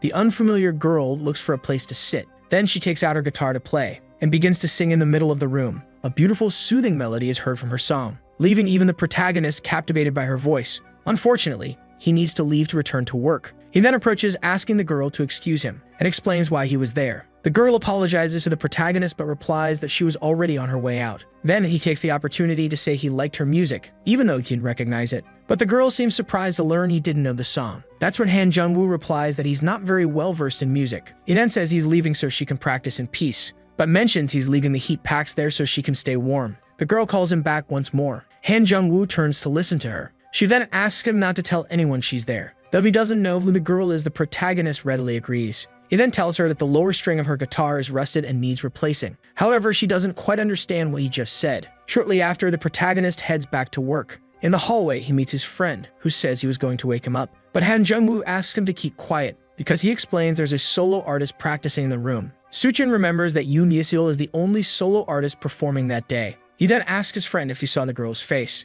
Han Jung-woo quickly replies that he didn't see her face but noticed is written on her guitar. Immediately, his friend shouts that this is Yoon Yesil's guitar, but it hardly matters to someone who only wants Yoldi's autograph. Suchin still can't believe his friend didn't recognize such a famous artist. We then switch to Yoon Yesil as she meets her manager in the room she was in. Her manager asks why she's practicing in a storage room, and also notices that the room's unusually warm. Yoon Yesil says she thinks the heat packs are why the room's warm. However, her manager doubts that and goes over to check the packs. Immediately upon touching them, he burns his hand. Then he asks where Yoon Yesil bought such warm heat packs, and she quickly responds that someone left them in that room. He asks if it was a fan, and Yoon Yesil replies that it wasn't, as the person didn't recognize her. Her manager can't believe that there could be someone who doesn't know her, while she doesn't mind at all. Then she continues practicing on her guitar, but suddenly she notices a problem with it. She then asks her manager to change the strings on her guitar, and finishes by saying it was bothering her. We switch to the group rehearsals. A group of boys is rehearsing for the event later, while we see the entire production team making preparations. Then one of the staff members arrives to inform the director that the group girlfriend will be delayed due to traffic on the way. The director asks how long it will take, and the staff member informs him that the group may take 40 minutes to arrive at the event. Thus, the director asks to rearrange the artist's rehearsal order. We return to the protagonist's point of view, seeing his friend looking strangely happy. Han Jung-woo asks why he's so happy. Suchin explains he's excited to be using the equipment for the first time, and then immediately asks when he'll be able to get Yoldi's autograph. His friend then says that he already has an autograph from a famous group, but the protagonist says he received it against his will. Suchin says the next performance is almost ready, and it's girlfriend's performance. So the protagonist quickly grabs a pen and paper. But as soon as the performance begins, the protagonist realizes it's not the group he was eager to see. Even Suchin is confused as to why Yoon Yesil is on stage at that moment. Yoon Yesil then begins her rehearsal, singing softly with her beautiful voice. Han Jung-woo recognizes the song she's singing, and immediately his friend says that it's a very popular song in Korea. But Han Jung-woo surprises him by revealing he didn't know it and only heard it in the storage room when Yesil played it. Hearing it for the second time, the protagonist is even more impressed by the girl's voice, finding the lyrics good and deciding to download the song after work. Yoon Yesil continues to play her song calmly until one of the production team members informs everyone that they're moving on to performance number 3.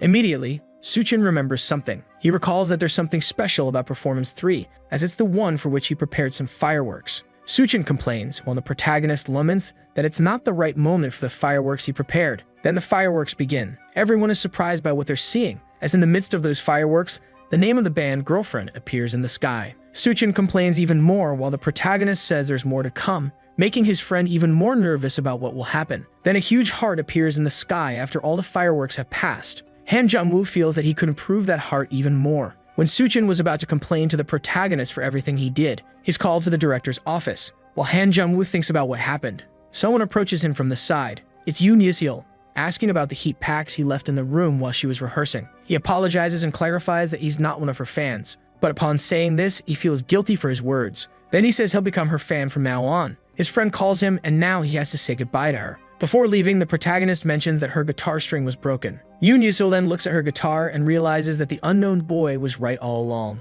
We switch to the furious event director. The director questions how someone who has never handled fireworks did all of that. He says he's never seen fireworks like the ones he just saw and asks how the protagonist made them. Han Jung-woo then begins an explanation of the chemical components in fireworks and how he manipulated them to achieve that result. The director suddenly starts laughing after his explanation. He sarcastically repeats some of the protagonist's words. Park Soo-chin decides to apologize along with his friend, but the director explains that he's just surprised and not reprimanding them. He even says he'd like to see those fireworks go off during the performances. Then he calls the protagonist over and asks if he'd be willing to make more of those fireworks. The director even promises triple the payment if the protagonist teaches them how to make them. Soo-chin is thrilled with the opportunity his friend received, but Han Jung-woo says he has principles about how he should be paid for his work. Then he asks to triple his friend's pay instead of his own. Han Jung-woo says that chemical combinations aren't easy to learn, so he will gradually teach his friend how to make the special fireworks. But the director is still hesitant about tripling Soo-chin's salary. Han Jung-woo then says he'll also design the company logo using the fireworks.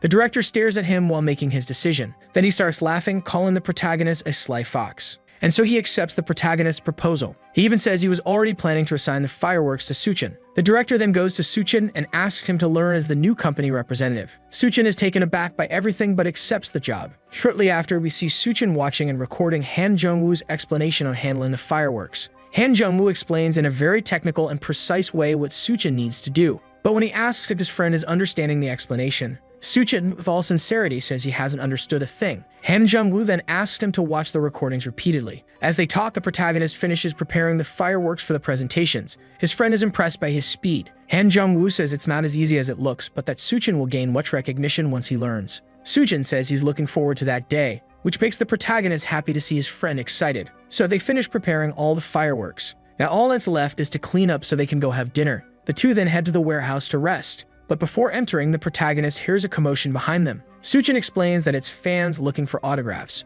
At this, Han Jung-woo remembers the autograph he wanted. His friend then says he'll talk to the director to get Yeoli's autograph. Suddenly, someone arrives, calling for the protagonist. He introduces himself as Ji Sung-jae, Yoon Yesil's manager. Han Jung-woo asks what he wants. Ji Sung-jae then asks if the protagonist was the one who provided the heat packs for Yoon Yesil. Han Jung-woo then asks if they had any issues with the heat packs. But the manager says they worked very well and now he wants to know where the protagonist bought them. Soo-chin joins the conversation and replies that he bought them at the convenience store near the event. After that, Ji Sung-jae thanks him for the information and says that Yoon Yesil is also grateful. Then he takes out an autograph from Yoon Yesil and hands it to the protagonist. Han Jung-woo accepts the autograph and thanks him. The manager thanks him again for everything and leaves. Soo-chin is happy that his friend got Yoon Yesil's autograph, but Han Jung-woo starts questioning why Soo-chin said that about the heat packs, since those packs were modified by him to work that way and not bought. His friend simply responds that it doesn't matter, as both sides ended up happy. Since now Han Jung-woo can get Yoon Yesil's attention, Han Jung-woo tries to pretend he doesn't care about that. His friend then asks if there's a girl at work that the protagonist might be interested in. Right after, the protagonist starts thinking about the two girls who stood out to him at work. Soo-chin notices that his friend has a look of someone who has someone in mind. Han Jung-woo turns to his friend and calls him. Then he tells his friend not to talk about love while he's still single. The two meet with the director after finishing their tasks. Then someone arrives to greet the director. It's President Yeom Dae-jul. The two start a conversation. Han Jung-woo asks Soo-chin to tell him who that person is. Yeom Dae-jul then asks the director if he has a snow machine. Director Kim responds that they usually use a powdered paper shooting machine. Then he asks why Yeom would want a snow machine. Yeom asks him to look at the banner nearby. Then explains that the whole event is a service to their clients as part of the year-end plans. Upon hearing this, Kim asks if he plans to use the paper powder machine, but also explains that the machine only lasts for 30 seconds and couldn't handle a large event. Meanwhile, the protagonist starts thinking that he'd also like to see snow. He looks at the raindrops stuck to the ceiling. He activates his power, but thinks what he's trying is impossible. A small drop begins to change suddenly. Han Jung-woo starts trying to mold it, attempting to create the appearance of an ice crystal, until he finally manages to transform the water droplet into an ice crystal. While director Kim and Yoom are still discussing their plans, Han Jung-woo creates snow from raindrops, shaped like beautiful snow crystals. Even the protagonist is startled to realize he can do something so impressive. Meanwhile, President Yeom decides to save the plans for next week's event. He says to do whatever it takes regardless of cost.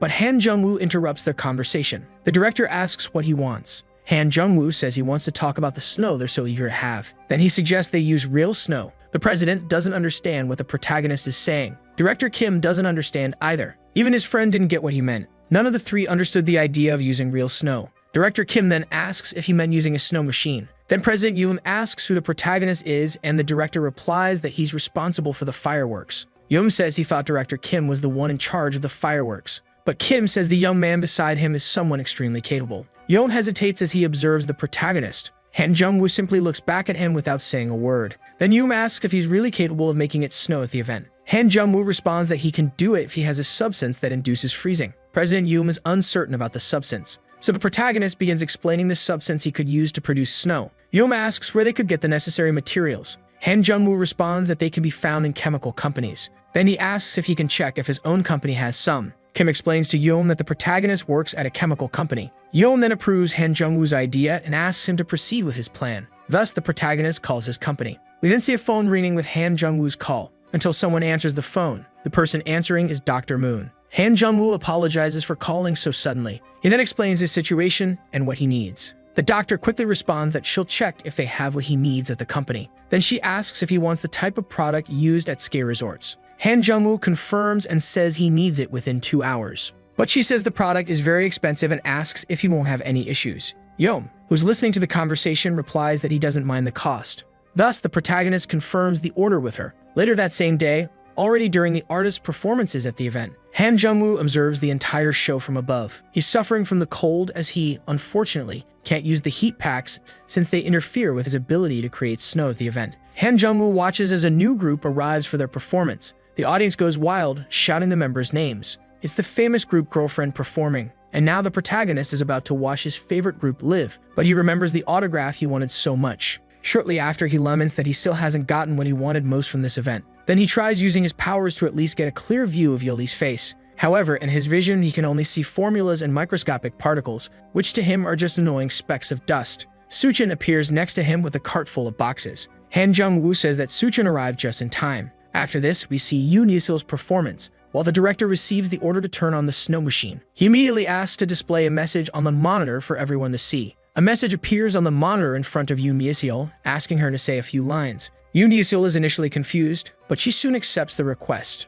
She then begins speaking to the audience. She asks if everyone likes snow. Then she tells everyone to look up. The audience doesn't understand but looks up anyway. Upon deciding to look up, everyone sees beautiful snowflakes falling from the sky. Han Jung-woo is happy that everything worked out. Yoon Ye-seol also watches the snow falling from the sky. Even she is captivated by the beauty of the snowflakes. However, the production team informs her that the interlude time is over, bringing her back to reality. Yoon Ye-seol then resumes playing her song. Her song is about walking together in winter while the snow still falls, as if they were inside a snow globe. The entire audience is thrilled to hear her song. After finishing her song, she thanks everyone for listening. But as she warns about the cold, we see that the snow is melting right under her speaker. When she's about to announce the next song, a loud, high-pitched sound interrupts her. We go back to just before Yoon Ye-seol begins to sing her second song, with director Kim saying he didn't expect to see the first snow of the year in that way. We see the audience enjoying the falling snow, while still enjoying Yoon Ye-seol's performance. Director Kim asks if Han Jung-woo has any idea of what he's creating that day. He even decides to thank God for the protagonist's presence at that moment.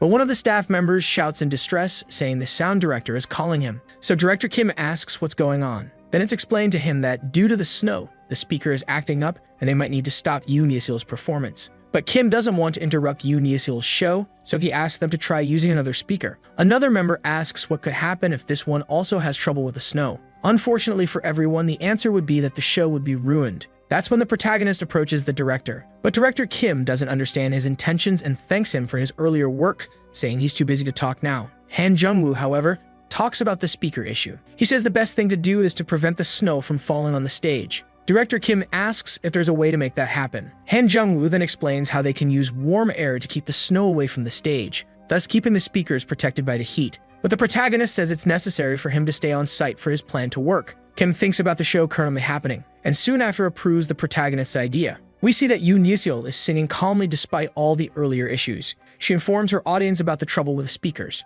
Right after, she receives a message saying that one of the speakers still works and that she should engage the audience for at least a minute. Yoon Ye-seol then begins talking to her audience. She says she doesn't like snow because it reminds her of the day she was abandoned by her first love on a snowy day. One of her fans immediately shouts that he'll be her boyfriend. Yoon Ye-seol then says she'll take advantage of everyone's enjoyment of the snow to sing a song she's only sung once before. She says it's a song she herself never knows if she'll be able to include on an album. Then she begins to play her song. As she starts singing the lyrics, she seems to get unexpectedly emotional. Then she stops the song and appears embarrassed for no apparent reason. Shortly after, she tries desperately to ask everyone to forget what they saw and heard. Yoon Ye-seol again talks about not liking snow. Now she mentions the song's name and corrects herself, saying she's sung it twice in her life. After this, she starts playing again. Once more, she becomes emotional while singing that song. While the snow falls around them, Yoon Ye-seol sings about a wonderful person in her life. We see the audience moved by her new song, while Yoon Yusil continues singing about a person who will always make her feel good when they're by her side. At the same time, Yoon Yusil thinks about the message she just received from the production team.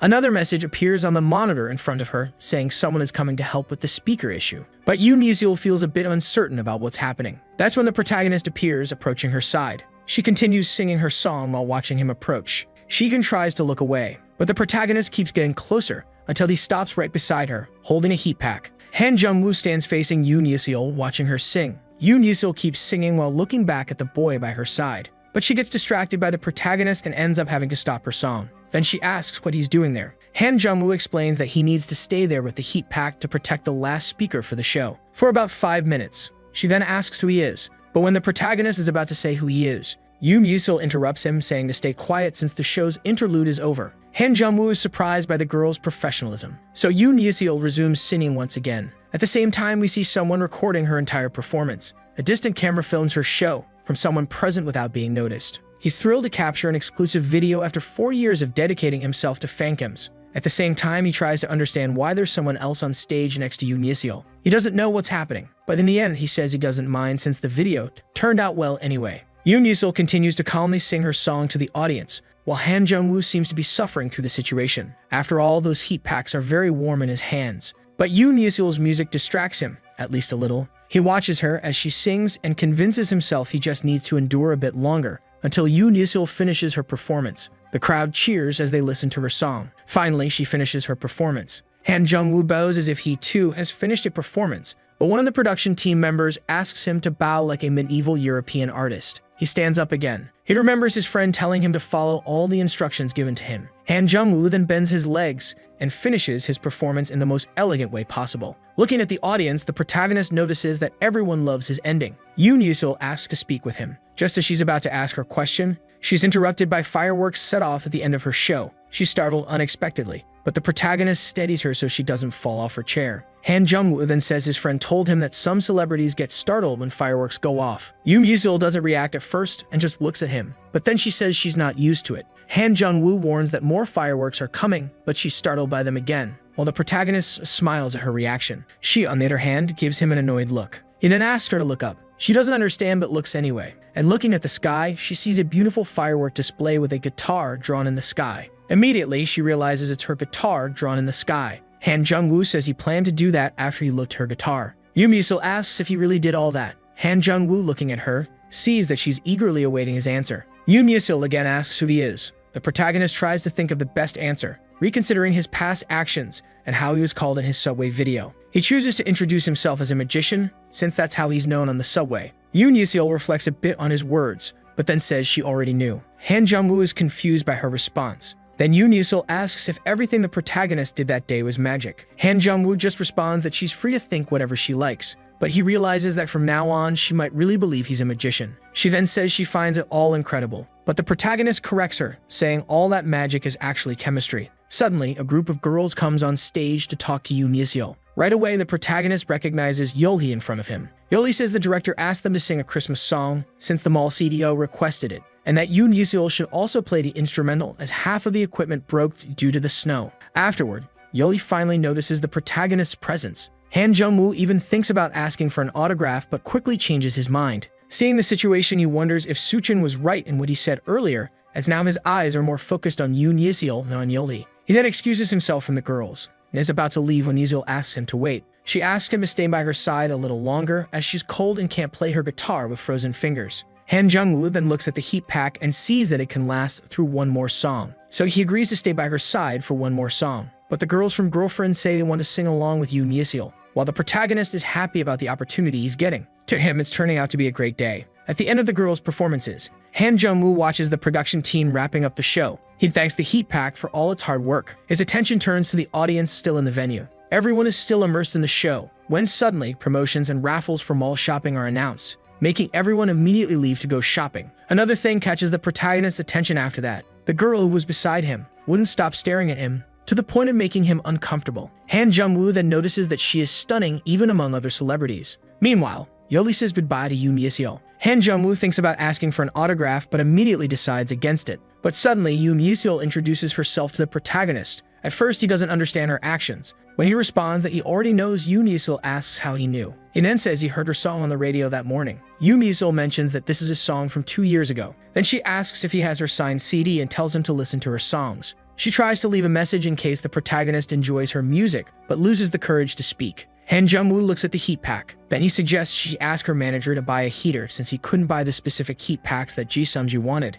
Yoon Yesil asks if he's talking about the compressed reaction heat packs. This way, she shows she understands what the protagonist was doing. Then she states that she knows he's not what he claimed to be and asks what he does. Han Jung-woo replies that he's a chemist. Before they can continue the conversation, they are interrupted by Yoon Yesil's manager, who tells her she needs to leave soon before more fans gather at the exit. Immediately, she responds that she's already leaving. Then she says that if the protagonist likes her music, the two of them will meet again in the future. Han Jung-woo is confused by her statement, as he doesn't understand what she meant about meeting again in the future. Shortly after, we see Suchin impressed that the protagonist shared the stage with someone as incredible as Yoon Yesil. Suchin says he took pictures of the performance and sent them to their group. He also asks where Yoon Yesil is, but the protagonist replies that she left with her manager. Han Jung-woo then begins thinking about the words of that girl, becoming completely distracted by his thoughts. However, he doubts he'll ever meet Yoon Yesil again. Then he asks his friend when they'll be paid for the work. Suchin replies that they can go receive their pay now if they want, so the protagonist decides to go change for that.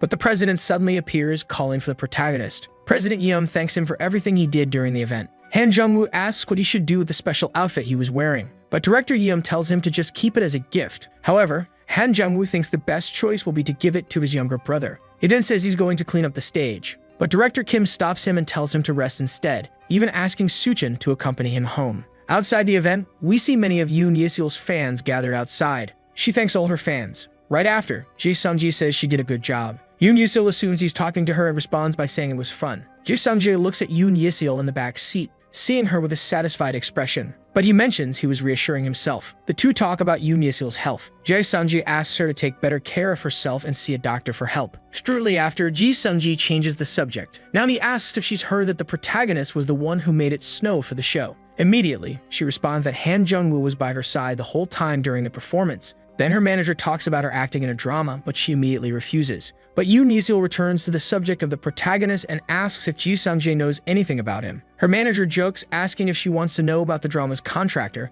but she quickly frowns. So Ji Sung-ji tells her everything he knows about the protagonist, also adding that CDO Yeom seems to like him. Yoon Yesil then starts thinking about Han Jung-woo, Yoon trying to avoid thinking about him, and she doesn't understand why she feels nervous thinking about him. She tells herself that she hasn't felt this way in a long time. The scene shifts to Suchin, taking Han Jung-woo home. Han Jung-woo is in terrible shape. His friend says he didn't even drink that much to be in this state. Then Han Jung-woo vomits on the ground, leaving his friend even more worried about his behavior. But the protagonist responds that he's just sleepy and asks his friend to go home. Before leaving, Suchin praises him once again for everything the protagonist did that day. Right after, Han Jung-woo cleans up his vomit on the floor. Then he goes home to sleep. Thus, his long day comes to an end. The next morning, we see the director of KG Chemical looking over some reports from his company. He soon picks up the report from the accounting department. Then he notices that Yujin Chemical funded his project because of an intern. His secretary says that this intern was with Yoon Jae-gul during the city's seminar and helped him during the Han River Railway accident. The director notes that Jae-gul sent funds directly to the intern and asks his secretary what he thinks that might mean. His secretary then responds that Jae-gul may be trying to spy on the intern. The director also sees that even the sales department awarded a commission to the intern, and the secretary is surprised to hear this. He says that the product he sold is a faulty product, and that it had a very high production cost,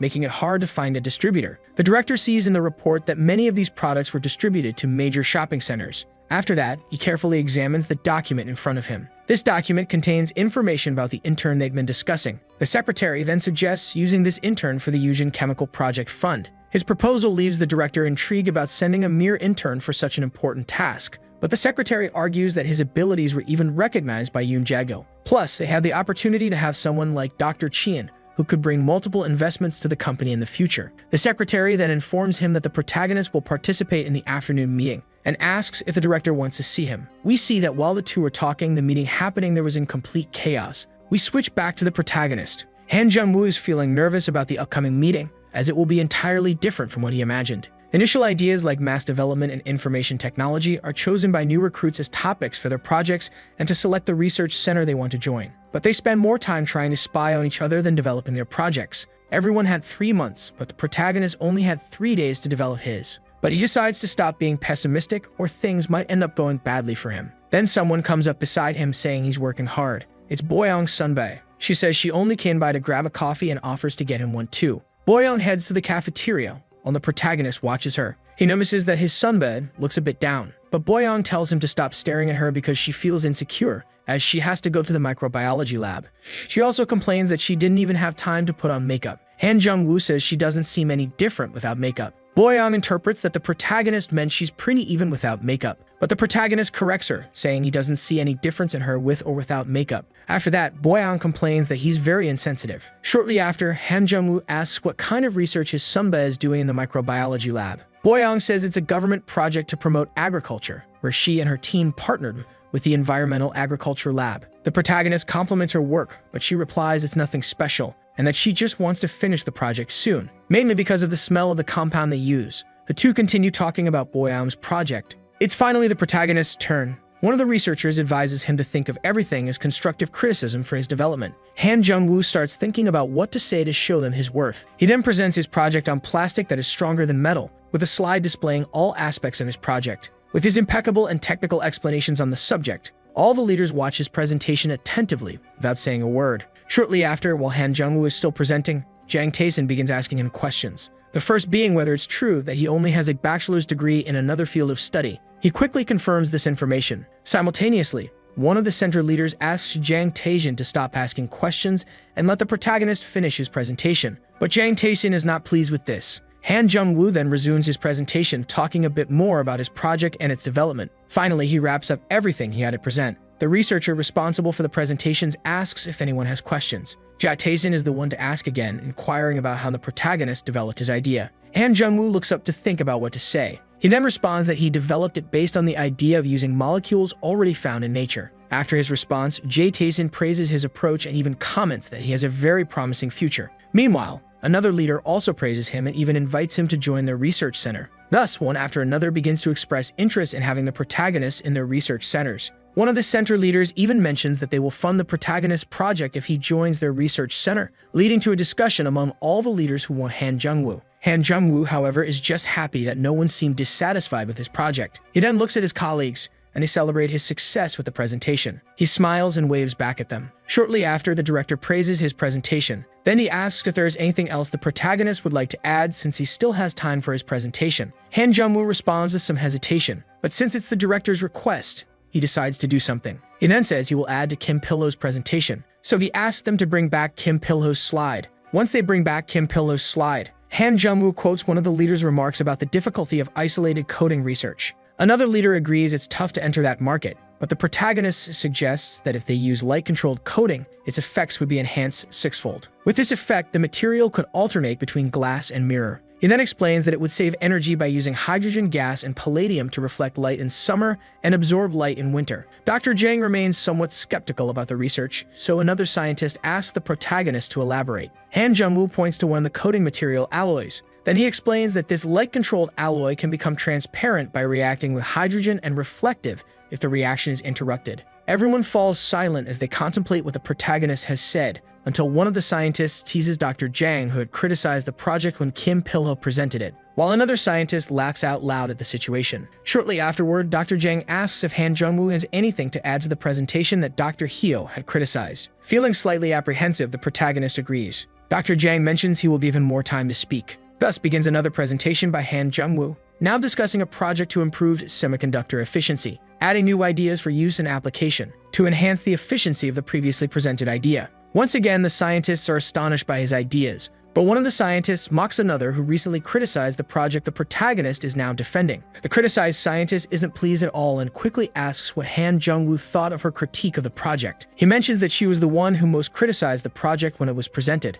Han Jung-woo says he only has a few things to add. Then once again, he counters the scientist's criticisms of the project, using clear and convincing arguments that no other scientist present can refute. Suddenly, we see someone change the slide again, without saying anything to anyone. The slide is changed to the one about the protein polymer research project. Immediately, one of the scientists complains to manager John for placing another topic on the screen without anyone's request. John doesn't seem to mind and even asks the protagonist to give his opinion on it. Han Jung-woo asks how much time he has left, but John grants him 5 minutes to speak. The protagonist begins to think about the topic. Then he mentions a critique regarding the project's issue with allergy treatment, noting that it's a symptomatic treatment and thus loses developmental progress. The scientist confirms his point. Han Jung-woo then suggests developing a protein polymer that could control T cells through genetic analysis, allowing them to eliminate bacteria that cause allergies and perform an analysis to prevent immune cell malfunction. Suddenly, another person raises her hand, calling out to the center leader who had been discussing with the protagonist. It's Dr. Moon, asking permission to join the conversation and discuss with Han Jung-woo as well. The center leader readily agrees as she is the company's central critic. Then Dr. Moon argues that it is necessary to think carefully before applying chemical theories when using a cell that affects the immune system. According to her, the body needs to maintain a microbial presence since germs only have a negative effect on the human body. Han Jung-woo suggests that they analyze each cause of eczema one at a time. Dr. Moon asks if he means that they should analyze the causes one by one, even though the causes are different for each individual. But the protagonist argues that with a high cost of money and effort, they could conduct research using current technology. Dr. Moon counters, saying that genetic theory does not yet have the capacity to conclude such research. However, one of the scientists decides to stop the discussion between the two. Shortly afterward, Dr. Jang calls the protagonist once again. He asks if he was the one who came up with all the ideas presented in his presentations. He then responds that it wasn't entirely him alone, because it was with everyone's feedback that he was able to develop his ideas. Hearing this, Dr. Jang praises his humility and says that this is the kind of person they want in their research centers. Thus, Dr. Jang concludes Han Jung-woo's presentation, and finally he says that they will now discuss where the protagonist will be assigned. Now begins the discussion among the research leaders about where Han Jung-woo should be placed. Each of the leaders praises the protagonist while desperately trying to convince him to join their research centers. No one wants to back down, and so they keep making increasingly higher proposals to persuade him. But no decision is made. Some merely beg the protagonist to join their research centers,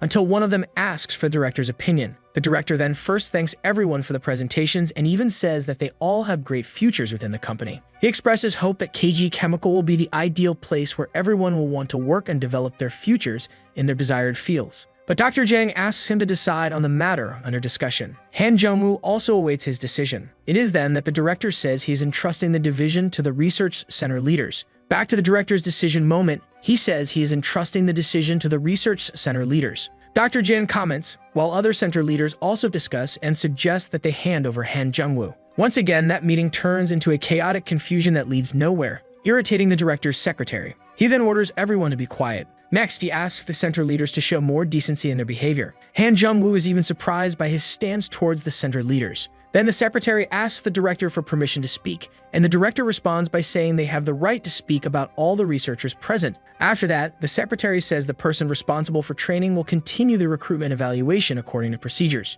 The responsible researcher quickly responds, saying he understands and will do as requested. Following this, the secretary returns to the main and most important topic, this being the subject concerning the protagonist. He begins by talking about how the protagonist gave the impression that he could trust the protagonist's extraordinary talent to conduct research and work together. How the center leaders conducted a series of questions that served to gauge the skill level of that intern, and how this reflects the director's statement about researchers being specialists with exceptional skills in their fields, but that they can still reach even higher levels over time and by surpassing their superiors, until reaching executive positions as a generalist, a knowledge level where one has a broad perspective and comprehensive knowledge, necessary to reduce errors in research through the appropriate use of resources. And for that reason, he says he believes the protagonist is the ideal person for this role, to develop in all areas as a talented prodigy. Then he asks everyone if, after all this, they still intend to delay what needs to be done. Dr. Jang seems confused by the secretary's intentions. The secretary then says he has a suggestion regarding what to do with Han Jung-woo, which would be to make Han Jung-woo a general researcher and have him gain experience in each research center for 6 months. One of the researchers asks if this would be possible under the company's regulations, and the secretary immediately responds that with the director's approval, it is possible. And to top it off, Han Jung-woo received project assistance grants that, unfortunately, can only be executed when he is a general researcher. Upon hearing this, the researchers are impressed with the information that Han Jung-woo received research project assistance. After this, the secretary looks to the director to see what he will say. The director then praises Dr. Shin's words and composure. Dr. Shin then asks the center leaders for their opinions on the matter. All the leaders remain silent, unsure of what to respond, while the director simply observes them. Then Dr. Shin replies that he believes there is no disagreement among them, while Han Jung-woo observes both of them, the Research Institute veteran who made the suggestion in front of everyone, and the director, who with his decision made the situation indisputable for the center leaders, but who still do not seem fully aware of what was actually happening. In the end, the protagonist is happy that it ended this way. Shortly after the end of the presentations, there is Bankide asking if they will be notified at night about which centers they will join, while another rookie responds that the department head needed to visit each center they chose first and would only then notify them. Bankide reflects on this, but soon changes the subject, mentioning that Han Jung-woo will have to undergo another evaluation. Then he asks what he will do from now on. But even Han Jung-woo himself has no idea what he will do, since for him, the only change will be that he will no longer be called an intern. That's when he remembers something important about his intern position, prompting him to wonder what will happen to the intern contract he signed when he joined the company. Relevant and more questions flow through his mind. But at that moment, someone approaches his side. It's Dr. Moon coming toward him. She arrives saying that the evaluator's meeting is over, and with that, they have decided to start on the first day of January next year. However, Han Jung-woo doesn't understand what she means and asks what they will begin. Dr. Moon immediately responds that it will be the training. First, he will be affiliated with the intercalation study in the first room as a general researcher to be rotated through each of the research centers. She also informs him that researchers not involved in projects will only be freelancers.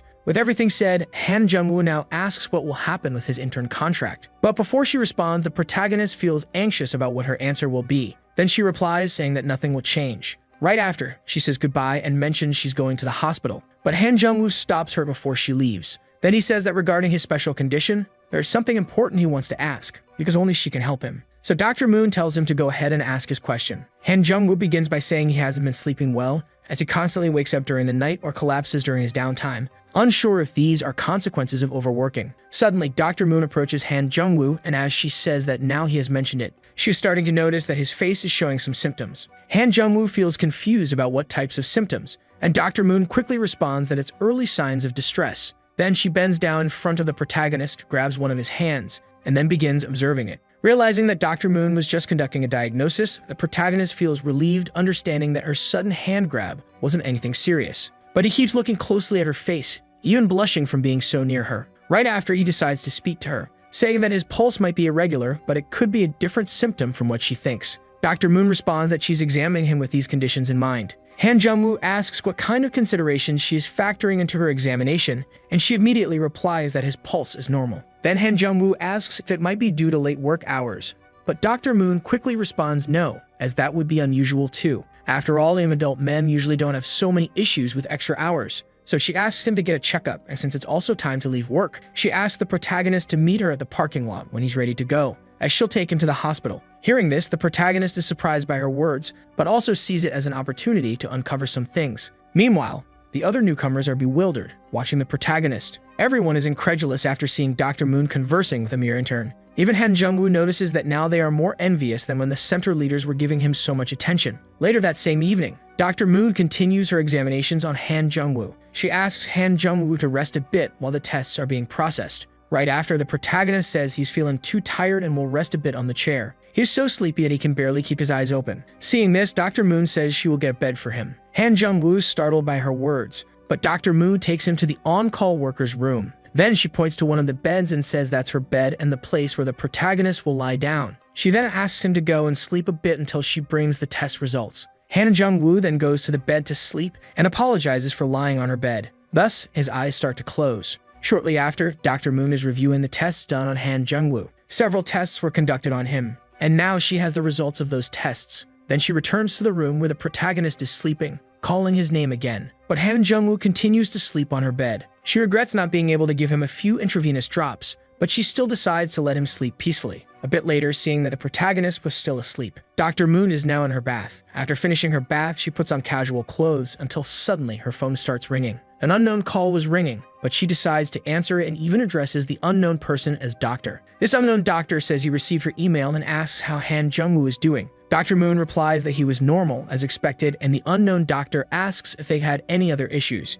Then Dr. Moon mentions the protagonist's condition, but says that the tests indicated everything was normal, so they might have to find a specialist in the area. But the doctor remains uncertain about this decision. The doctor says that Han Jung-woo is using senses he's not accustomed to, so he would still be going through an adaptation process. Immediately, Dr. Moon comments on how the protagonist is enjoying his powers, and that's why he's so much like him. Upon hearing this, the doctor gets excited about the protagonist and even jokes, telling Dr. Moon to be careful not to fall in love with him. Then he asks how her research is going. He keeps telling her not to be a perfectionist and to follow her emotions, but she ignores his words and asks what kind of world Han Jung-woo sees. The doctor asks that she's asking that question because she's sad about not being considered for a position of power, but she responds that she doesn't know how to handle the protagonist. She then asks when he will return, and he replies that he will still be away for another month. He bids her farewell, telling her to find a boyfriend by the end of the year. Later, Dr. Moon watches the protagonist sleeping in his bed. The doctor's comment about her finding a boyfriend crosses her mind. It even makes her thoughtful for a moment,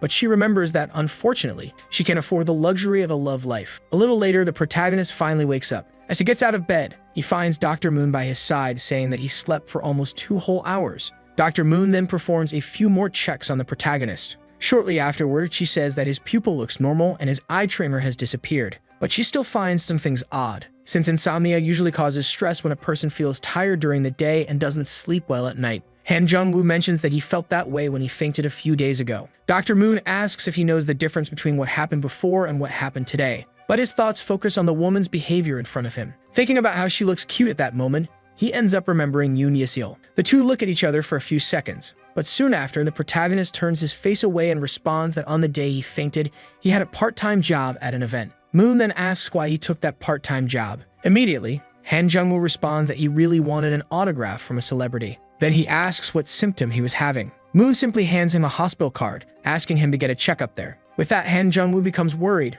wanting to know if the exam revealed something serious. Then Dr. Moon explains that the exams didn't show anything serious, and neither do his problems seem severe, but that he might be in the adjustment period for the AF-12 medication he had taken previously. Her words make the protagonist reflect for a while. Later that same day, while traveling by train and complaining about feeling tired and sore, Han Jung-woo now looks for a song to pass the time on the train. He decides to search for a song by Yoon Yesil to listen to. Right away, he finds Yesil's performance video from the past event. He plays the video, and surprisingly, he enjoys Yoon Yesil's music. He even says he'll listen to her second album later. But while browsing through YouTube recommendations, he notices a video where he appears. It's the video where he was teaching his friend Suchin to make custom fireworks. Immediately, the protagonist calls Suchin. Suchin answers the call and soon after asks why his friend is calling him so early. But Han Jung-woo, enraged, asks why Suchin posted the video on YouTube. Suchin explains that the guy who edited the video was the one who posted it online, promising it would go viral and the profit would all go to Suchin. He also explains that the person who edited the video was a guy named Shin Ki-jun,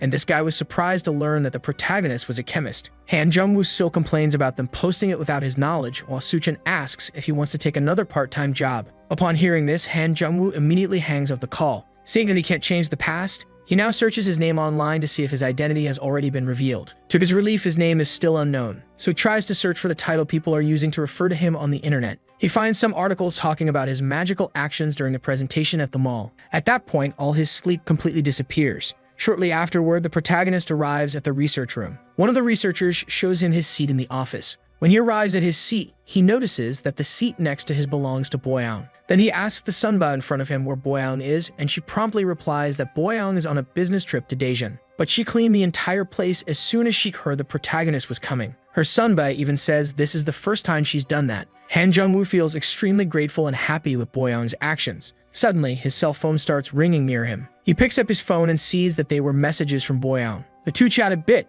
and the protagonist feels happy talking with Boyoung. Then his life in Research Room 1 finally begins. Thus the days go by, facing the same routine every day. A few days pass and the protagonist can no longer bear his routine. With his condition worsening more and more, the protagonist realizes he'll need to schedule a doctor's appointment. But suddenly, he checks the date and realizes Christmas is approaching. His routine was so tiring that he hadn't even remembered Christmas was near. Han Jung-woo then takes the clinic's card. Remembering Dr. Moon's words about his insomnia problem, he decides to call the clinic, and then finally schedules an appointment to try to help his insomnia. With his appointment scheduled for 8 p.m. at the sleep clinic, he now checks how long it will take to get from his home to the clinic in the other city. But to his surprise, his younger brother is there at his house. His brother says he's there because he felt the protagonist needed help, so he came to help him. But Han Jung-woo doesn't believe his words and even teases him. Then he asks what the real reason is for him being there. That's when his brother says someone confessed to him. Han Jung-woo can't believe someone could have confessed to him, but his brother replies that the girl is sane and even pretty. The problem is he doesn't know what to do in a dating relationship. And now that he's out of money, he needs help more than ever. Seeing him like that moves the protagonist's heart. Then Han Jung-woo tells him to take the girl to a popular street where people go. while holding her hand as they walk. Also, he suggests being bold and taking initiative, making use of the holiday atmosphere. His little brother just watches him in silence, but the protagonist seizes the moment to tease his dear brother. Then he takes money from his wallet while telling his brother to win the girl's heart with his unique tastes. The brother thanks him for the help and asks where he's headed. Han Jung-woo replies that he's going to a place where he'll sleep a bit. Now in front of the sleep clinic, we see Yoon Ye-sil stepping out of her van to the clinic. Her manager wishes her a good night's sleep. Yoon Ye-sil responds that she can sleep well in that place. Then, her manager mentions he cleared her schedule for Christmas and asks her to enjoy Christmas while he handles any rumors that might arise from it. She then says she will do that, but her manager quickly says he was just joking and not to do any of it. Then the two say their goodbyes.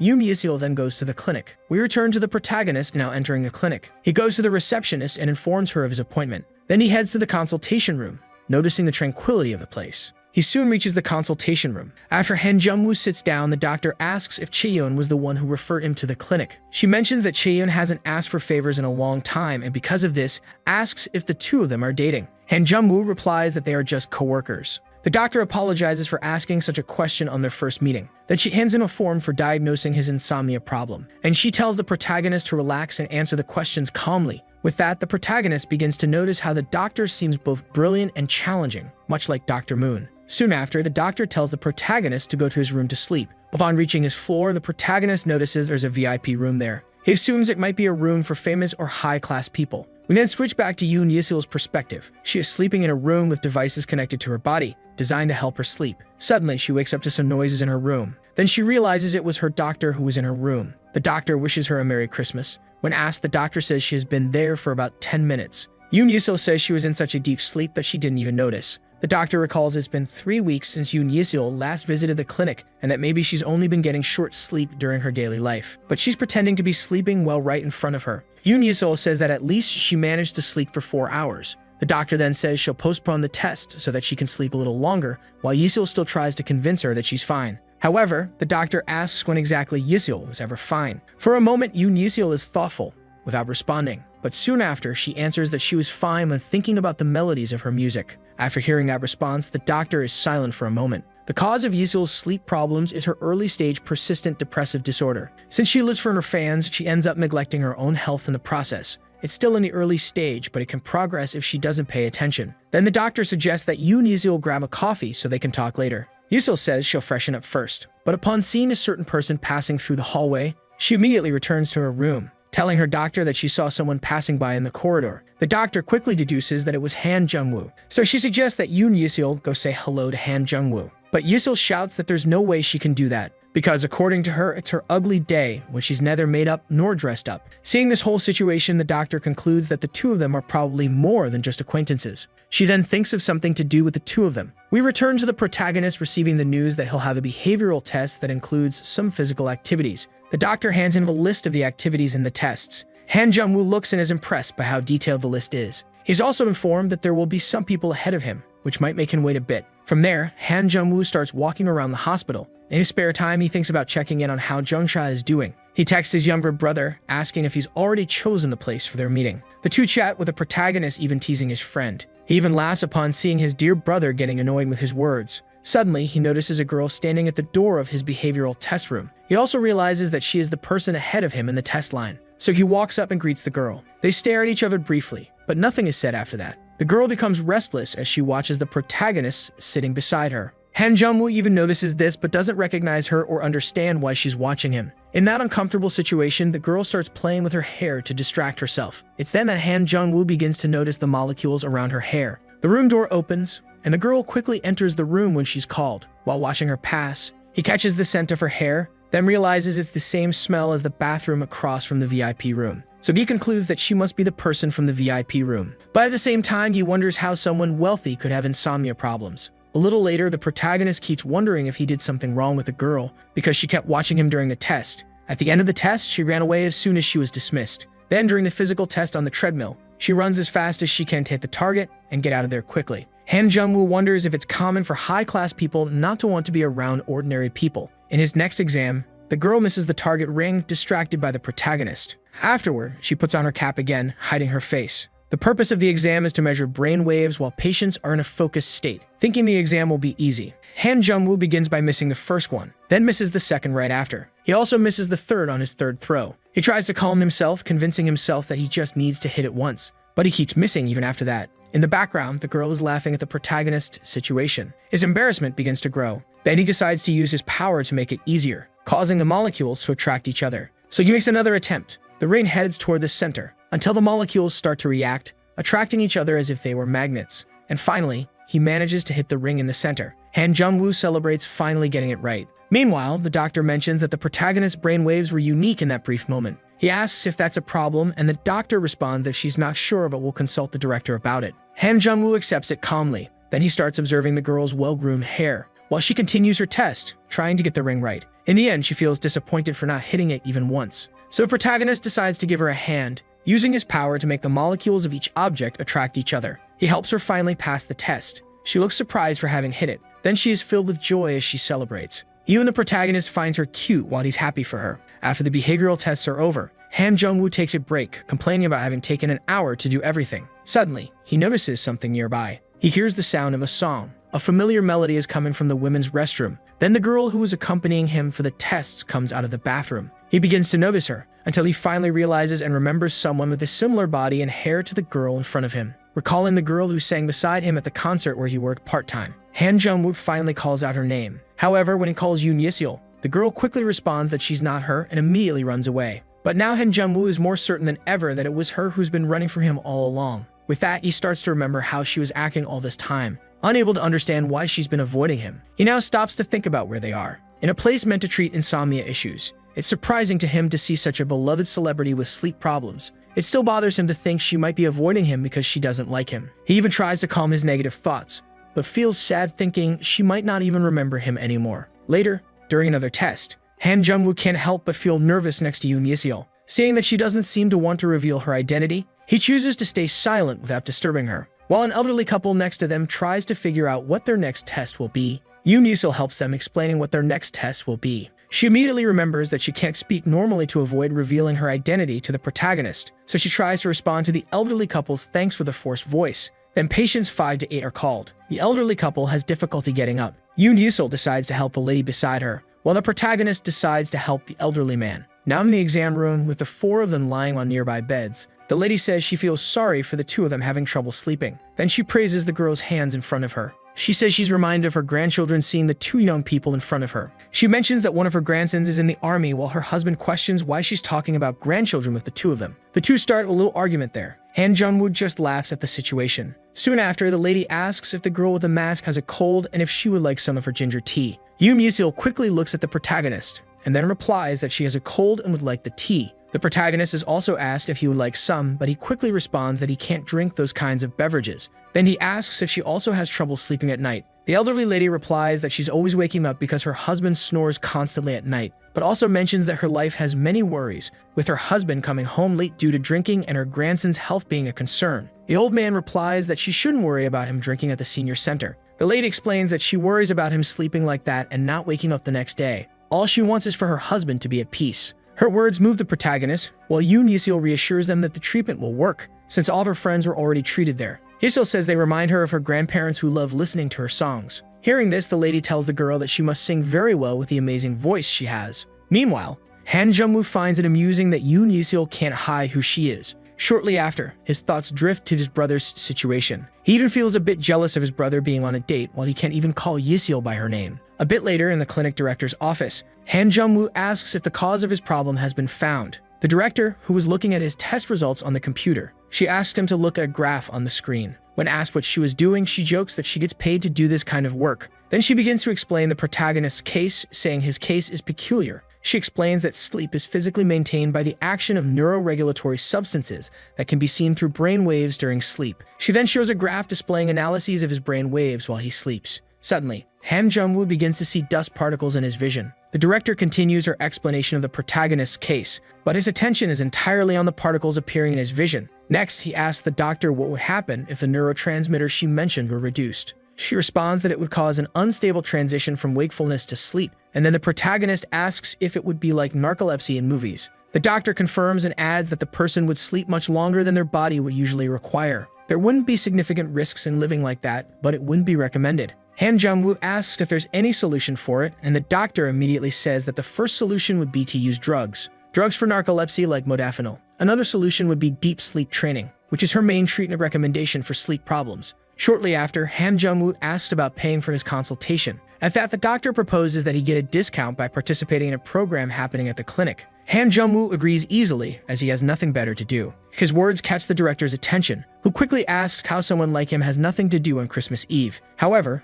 her question ends up hurting Han Jung-woo. He then says he'll change to become a more attractive person. At that, the doctor praises his attitude. Now we see Yoon Yesil sitting alone in a room, thinking about how foolish she was for not having the courage to talk to the protagonist. Yoon Yesil suffers bitterly for being so shy. She remembers how they talked the last time, and wonders if she'll ever have another chance to speak with him, since the last thing she wants is to grow old alone and without friends. Her confidence then returns after much lamenting. Now she tells herself that she'll have the courage to talk the next time she has the opportunity. At that moment, the protagonist enters the room. Immediately, Yesil blushes at seeing him. Seconds earlier, we see that Han Jung-woo wasn't even sure if this was the right room. But now in the present, with him in the same room as Yesil, he sits in front of her and comments that it's the first time they're seeing each other since her performance at last week's show. Yesil quickly notices that he's pretending nothing happened between them that morning. Han Jung-woo starts a conversation, talking about his trouble sleeping, with a smile on his face as he speaks about his difficulties with sleep. With shyness in her voice, Yesil responds, saying that she hasn't been sleeping well lately either. Trying to correct herself, she ends up getting all mixed up in her words.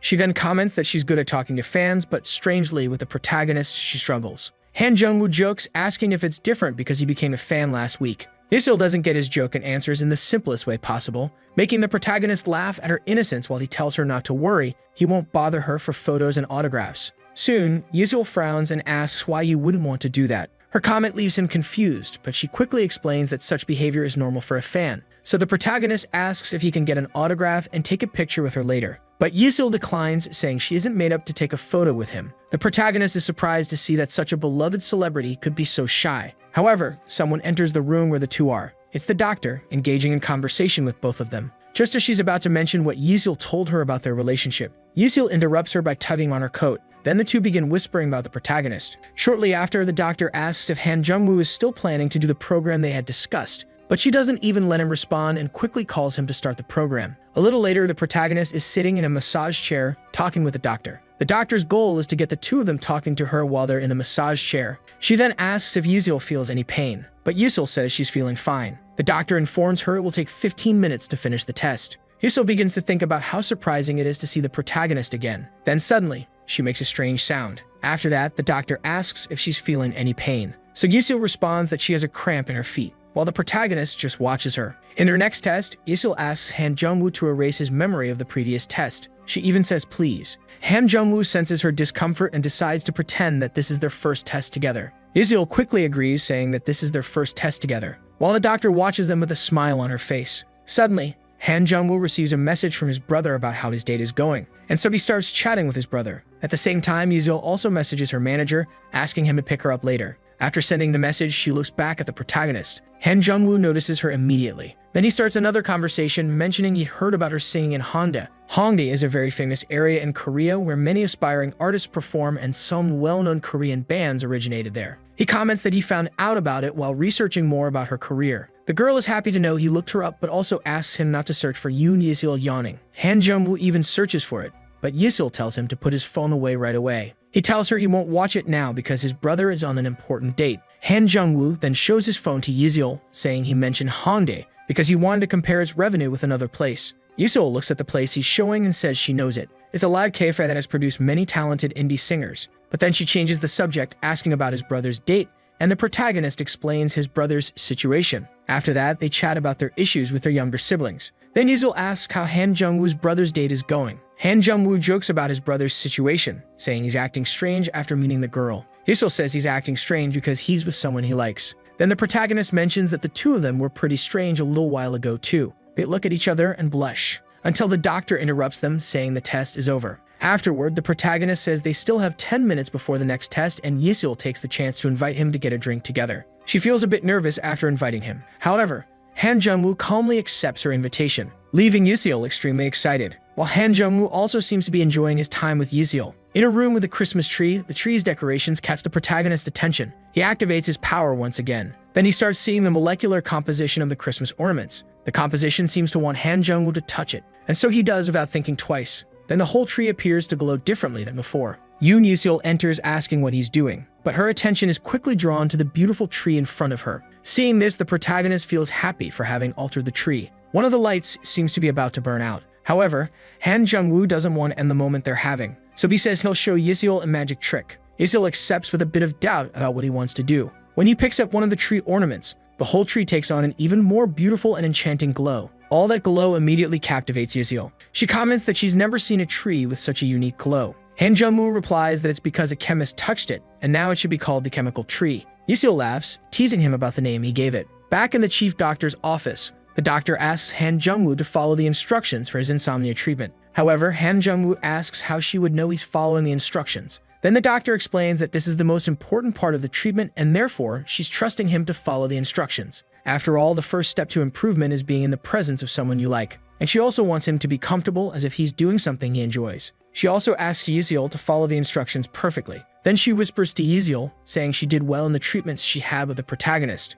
She finishes the program and thanks both of them for participating. In the elevator on their way out, Yesil tries to talk to the protagonist but is interrupted by a sudden call. Han Jung-woo takes his phone and asks Yesil to wait a few seconds. As soon as he answers, his brother immediately starts yelling that he's in trouble. On the call, he asks his older brother to come help him because he just lost his wallet. So Han Jung-woo agrees to help, saying that'll be the only time they'll do this. He explains to Yesil that his brother got distracted walking arm in arm with a girl for the first time and lost his wallet in the process. But Yesil is more concerned about the fact that his brother was walking arm in arm with a girl. In the elevator, they talk about going to the clinic again next week. Afterward, they thank each other for the company and promise to meet again for the next treatment session. Yesil feels happy, thinking she did well in the conversation with her new friend. He then returns to his car where his manager is waiting. Noticing the happiness on her face, her manager asks what happened. Yesil tries to play it cool, and they talk for a bit until the manager mentions the director's music, completely ruining the good mood she was having. Next, she begins to review the instructions from her treatment plan. Then from her car, she sees the protagonist waiting at the bus stop. She remembers him saying he was going to help his brother at the live cafe she had recommended earlier. Seeing that one of her treatment instructions is to accompany an unexpected person for an hour,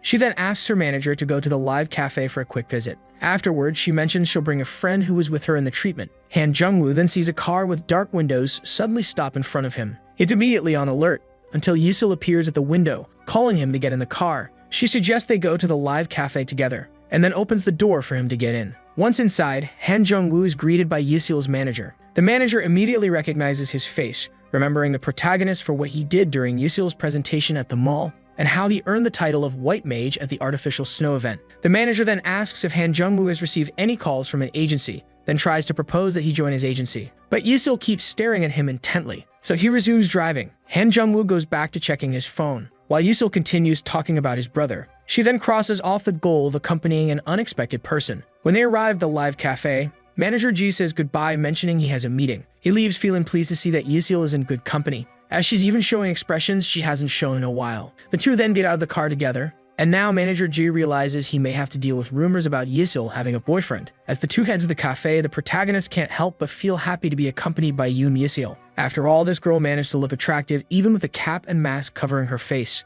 Yesil asks if she's recognizable in that outfit. The protagonist then jokes, saying it seems like he's seen that look many times that morning. Immediately, Yesil panics, trying to convince him it wasn't her earlier. Han Jung-woo then says he was mistaken. They arrive at the live cafe location. Han Jung-woo recognizes the place as what people call vintage. The two reach one of the entrances, but Yesil suggests they go to the artist's entrance, so they head to the event staff entrance. However, the place is closed and no one is answering from inside. Han Jung-woo asks if the door doesn't open, and Yesil quickly confirms his question. He then starts noticing that the door has rust on it. He mentions to Yesil that it seems like no one has been there for about 3 months. Then he finds another door nearby. But Yesil doubts that door could be open and doesn't pay attention, until she looks back and sees that the protagonist had opened the door. Han Jung-woo says he opened it without knowing if it was unlocked. So the two enter through the door. They pass through a room that looks like a dressing room, until Yesil reaches the exit door. She then asks the protagonist to go over and show her who his brother is. With that, Han Jung-woo starts looking for his brother,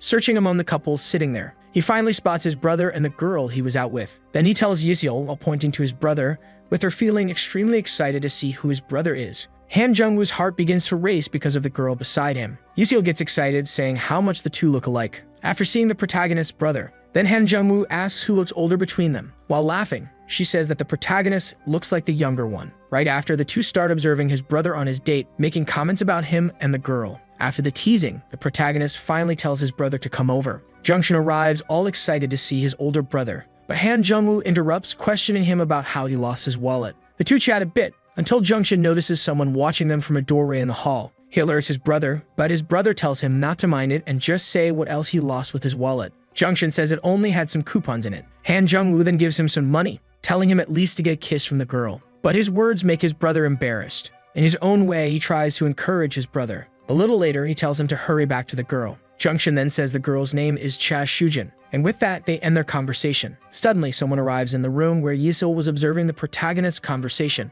but Yiseol recognizes him and reveals her identity. After realizing it's Yoon Yiseol in front of him, the two start talking about the time they haven't seen each other. Then Yiseol mentions the strange door the protagonist found. Her manager explains that he had switched the rooms 3 months ago. Just then, the protagonist enters the room suddenly, prompting the manager to ask who he is. Then Yiseol responds that he is her manager and introduces him. Her unexpected answer leaves the protagonist speechless for a moment, but soon after, they greet each other. Then the manager tells Yiseol that the people she likes are present here. Yiseol becomes all excited about the news. Afterward, the manager offers a drink for the two of them, and they both ask for just a glass of juice. Then she takes the protagonist to meet the two special people who were there. All excited, she enters the room to find her friends. Her two friends are surprised to see Yoon Yiseol, but then they feel happy to see her. So the three greet each other as the protagonist enters the room. As Yiseol is about to introduce her new friend, Han Jung-woo introduces himself as the manager accompanying Yoon Yiseol. Shin Hyena is the first to greet him, and Yiseol quickly explains that Hyena is the wife of the manager they spoke with earlier.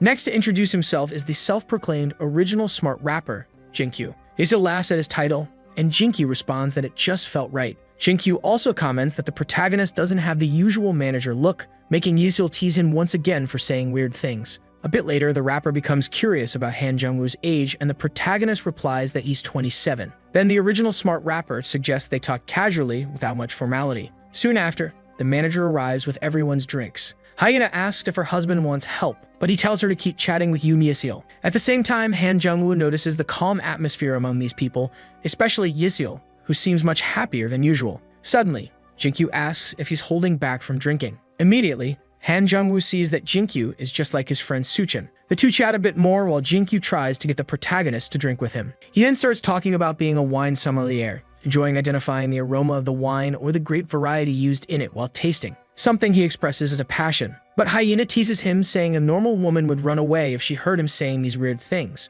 Feeling offended, he asks Yiseol's opinion. However, she also responds that she wasn't impressed by his words. Now he has no choice but to ask the protagonist, who also mocks Jinkyu's strange remarks. After all the teasing, he complains that you shouldn't talk about wine with someone who doesn't understand it. At that moment, the protagonist's power is activated once again, revealing the molecular composition of the wine. Then Han Jung-woo tells Jinkyu that he was wrong in his wine tasting, but Jinkyu insists he's right and asks the protagonist to smell it to form his own conclusions. So Han Jung-woo starts staring intently at the wine again. The two then begin a discussion about what the true scent of the wine is. After many strong arguments from the protagonist, Jinkyu starts to think that Han Jung-woo might also be a wine sommelier. But he keeps wondering how Han Jung-woo could say so much based on the smell alone, until Han Jung-woo mentions that he's sensitive to smells. At the same time, the two girls tease Jinkyu once more, while Jinkyu says he's getting chills from the protagonist. Han Jung-woo just smiles and responds that he's a simple manager, maintaining a friendly atmosphere between the two, with Hyena chatting with Yiseol and asking her to sing to ease her longing for Yiseol's voice.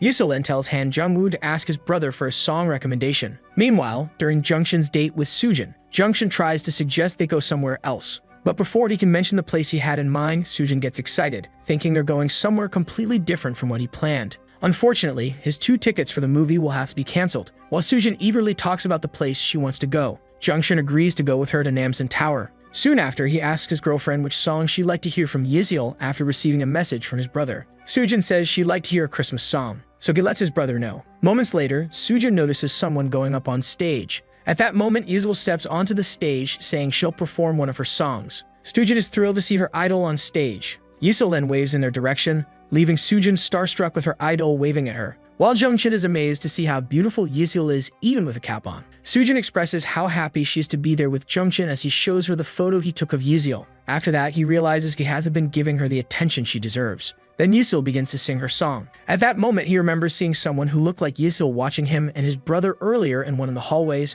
but he still can't believe it might be her. Meanwhile, his dear older brother is there near Yiseul on stage, with a joyful expression on his face. She sings her song softly, while her new friend watches her sing with a cheerful smile. Everyone begins to gather near the stage. Jungchin and Sujin enjoy the moment together, listening to a beautiful song from an amazing singer. At the end of her performance, Yiseul thanks and says goodbye to her fans. Shortly after, she meets the protagonist off stage and then playfully sticks her tongue out at him after he complimented her, making him blush instantly. She even thanks his brother for giving her this opportunity. Suddenly, his brother calls out to him from the hallway. With that, the protagonist goes after him, thinking his brother might have another problem. When he reaches his brother, he explains that he's heading to Namsan Tower with Sujin. Then he starts talking about how well the two are doing together. Han Jungwoo asks why he called them over instead of just going to Namsan Tower. Jungchin remembers what he came there to do and hands 2 tickets to his older brother, then teases his brother who loaned him money. He then asks if it was Han Jungwoo who told Yiseul to perform the song. However, as Han Jungwoo denies it, Yiseul suddenly appears behind him. Jungchin is shocked to see Yoon Yiseul there in front of him.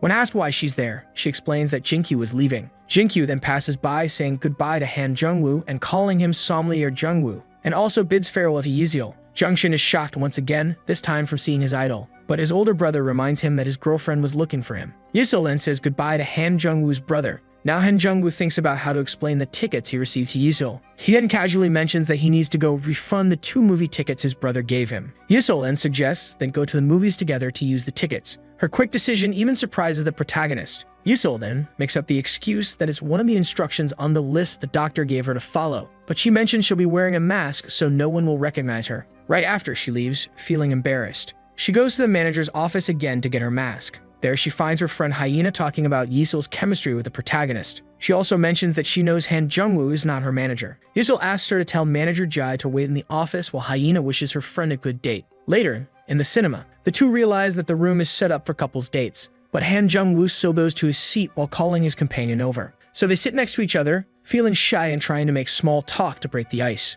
Then Han Jungwoo looks at Yiseul. He tells her he really liked her song Good Day. After saying that, he ends up recalling something from the past, when Yiseul had said they would meet again. Suddenly, Yiseul feels all flustered and asks if the protagonist remembers her words from back then. As soon as the movie begins, Han Jungwoo suddenly feels very sleepy. His eyes start to close against his will, leaving him to fall onto Yiseul's shoulder. She asks if he's asleep, and he remains silent. With that, she regrets bringing him out even though he's tired. Then she starts taking off her coat. She covers her friend with her coat, saying she's returning a favor for his efforts. But sleep soon comes to her as well. And even after the movie ends, the two remain sleeping there together. At dusk, they say goodbye to each other. Before leaving, Yiseul confirms if they can call each other friends from that day on. Han Jungwoo quickly agrees and thanks her for her help with his brother's problems. Yiseul asks the protagonist to give her his phone number so he can call whenever he needs help with the list the doctor gave him. So he gives her his phone, thanking her for introducing him to the cafe and also apologizing for falling asleep during the movie. With that, the two part ways after a long day together. Yiseul leaves happily, having gotten Han Jungwoo's contact, but she receives an unexpected call from Sora. As soon as she answers, Yiseul starts telling her about her day with her new friend. The two talk about relationships until Sora advises Yiseul not to think too much about the protagonist before bed, or she might lose sleep over it. But Yiseul responds that she believes she'll start having better nights from that day forward. Days go by, and now it's the new year. Han Jungwoo is watching the news talk about the cold wave coming with the new year. The news reports that the temperature will drop to 14 degrees below zero the next day. Now on his way to work, the joy of winter arriving fills the protagonist. It's been 4 weeks since Han Jungwoo changed offices. A feeling of maturity fills him as he holds an important position in the company. He remembers that it's the first day of new transfers at the office, so he prepares to enter the room. Right after he arrives, greeting everyone. As he heads to his desk, something catches his attention beside it. It's Boyoung sleeping at the desk next to his. Han Jungwoo sees that he arrived early to work and thinks maybe Boyoung spent the night at the office. Then he notices that January 1st was the previous Sunday, so he realizes she probably worked overtime on New Year's and decides not to wake her. Then he starts his work. A little later, he gets lost in thoughts of new projects he'd like to do, but in the end, he decides to save those thoughts for another time. Seeing Dr. Sonju arrive at the office, he promptly wakes Boyoung from her sleep. Boyoung then wakes up, still drowsy. Gradually, her awareness returns, with the protagonist mentioning that the morning meeting time was approaching. Boyoung jolts awake with a loud yelp throughout the office, followed by an embarrassed apology. One of her colleagues laughs, telling her to open her eyes to wake up fully. She responds, but her eyes remain closed. Then Boyoung says she set her alarm, but she doesn't know what happened to it. Han Jung-woo looks for the alarm she had set. However, he finds it cracked and suggests that maybe she was the one who broke it. An awkward silence falls over Boyoung. She then asks when the protagonist arrived. Next, she laments showing her bad side to the protagonist, but he says it's not as bad as she thinks. But she insists that when everyone laughs, it's because her expression must look pretty bad. After seeing her face, the protagonist starts laughing at her while she gets irritated with him. Sunju arrives, asking everyone to pay attention because he's about to share the day's schedule. He tells those interested in 3D printing technology to sign up for the Metal Research Center project. Then he informs Boyoung that she will accompany him on his next trip, since there will be a large competitive offer and their project could be included. He asks Boyoung to stay awake as there will be prominent business figures there. Meanwhile, Han Jung-woo, next to her, laughs at the situation. Sunju also tells the protagonist to go to the office of the head of the Basic Materials Center. Finally, he explains that they will alternate training every 2 weeks from now on. Talking with Han Jung-woo, Boyoung mentions that she worked all night to finish the project she was working on, even working on Christmas to have time on Sunday to talk. Then she insists that Han Jung-woo find time for them to discuss their theses next Sunday. But the protagonist says she didn't need to work so hard since they could easily reschedule for another week. Boyoung then suggests they go for a barbecue. The two begin to debate which meat to have at the barbecue, until their Sunbae says she doesn't want to go anymore. However, Han Jung-woo says he'll split the bill with her if she goes, convincing her immediately. Shortly after, she hands him a new lab coat, as a gift for becoming an official researcher at KG Chemical. Han Jung-woo wonders if the company should be providing it, but his Sunbae explains that he has to buy it at the company store, and that this one is different from the others. Then he sees his name hand-stitched onto the coat, realizing that his Sunbae was the one who embroidered his new lab coat. But he also notices that now their coats will match. To solve this, he puts his company ID badge in the chest pocket to cover his name. Meanwhile, Boyoung pretends not to care that Han Jung-woo is covering the part that makes their coats match. When Han Jung-woo comments that his Sunbae looks puffier after not sleeping well, she asks if he finds her more attractive like that. Han Jung-woo, saying he'll answer, already makes Boyoung's heart race. But he replies that he's the type who thinks even frogs can be charming. His words make Boyoung storm off in anger. As she leaves, he laughs, saying he was only joking. Sometime later, in another place, Han Jung-woo is knocking on the door of one of the research center leader's offices. The person inside calls for the protagonist to enter. It's Dr. Jang, who was part of the new recruit's presentation, the man who created a material that generated $1 billion in profits for the company in the past. Dr. Jang immediately says he thought of this as fate, then explains that Dr. Chien is one of the 3 people he respects most, so he had high expectations for the protagonist upon learning that Dr. Chien was his professor.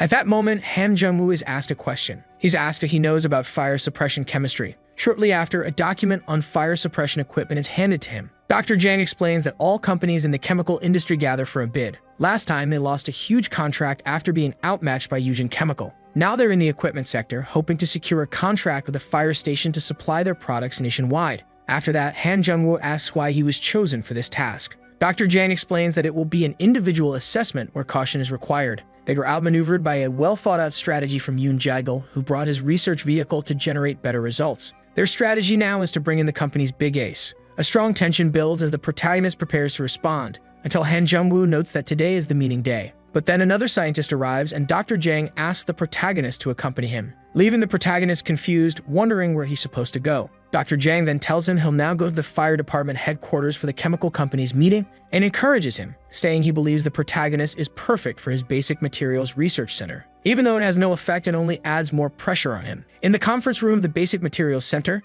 Han Jung-woo meets Dr. Sungju. The two then talk while the protagonist explains why he's there. After Han Jung-woo's explanation, Sungju introduces his fellow researchers beside him, and Han Jung-woo greets them. Right after, Sungju asks him to sit by his side. Han Jung-woo thinks his place isn't at the front, but Sungju tries to convince him, saying he's there as the basic materials representative and as the person Dr. Jang trusts. With such high expectations, he feels even more pressure on himself, until he starts thinking about his paycheck coming after all his work at the end of the month, calming him down quickly. Next, he asks one of the researchers to let him look over the material to be discussed. From there, the researchers beside him begin praising the protagonist, while he listens, feeling embarrassed. Then the scientist scheduled to begin the presentation arrives. Suddenly, Boyoung appears, knocking on the door as she enters. Han Jung-woo quickly notices her presence. Soon after, she sits at the table behind the protagonist and asks what he's doing there. Han Jung-woo simply says things just happen that way. Then the presentation begins while the protagonist listens attentively to everything that's being said. The lead researcher explains the entire organization and strategy they need to follow to achieve good results at the upcoming company fire safety test meeting. He mentions that the bus is ready to depart and asks everyone to board after the meeting. This concludes the strategy meeting for the upcoming company gathering. After the meeting,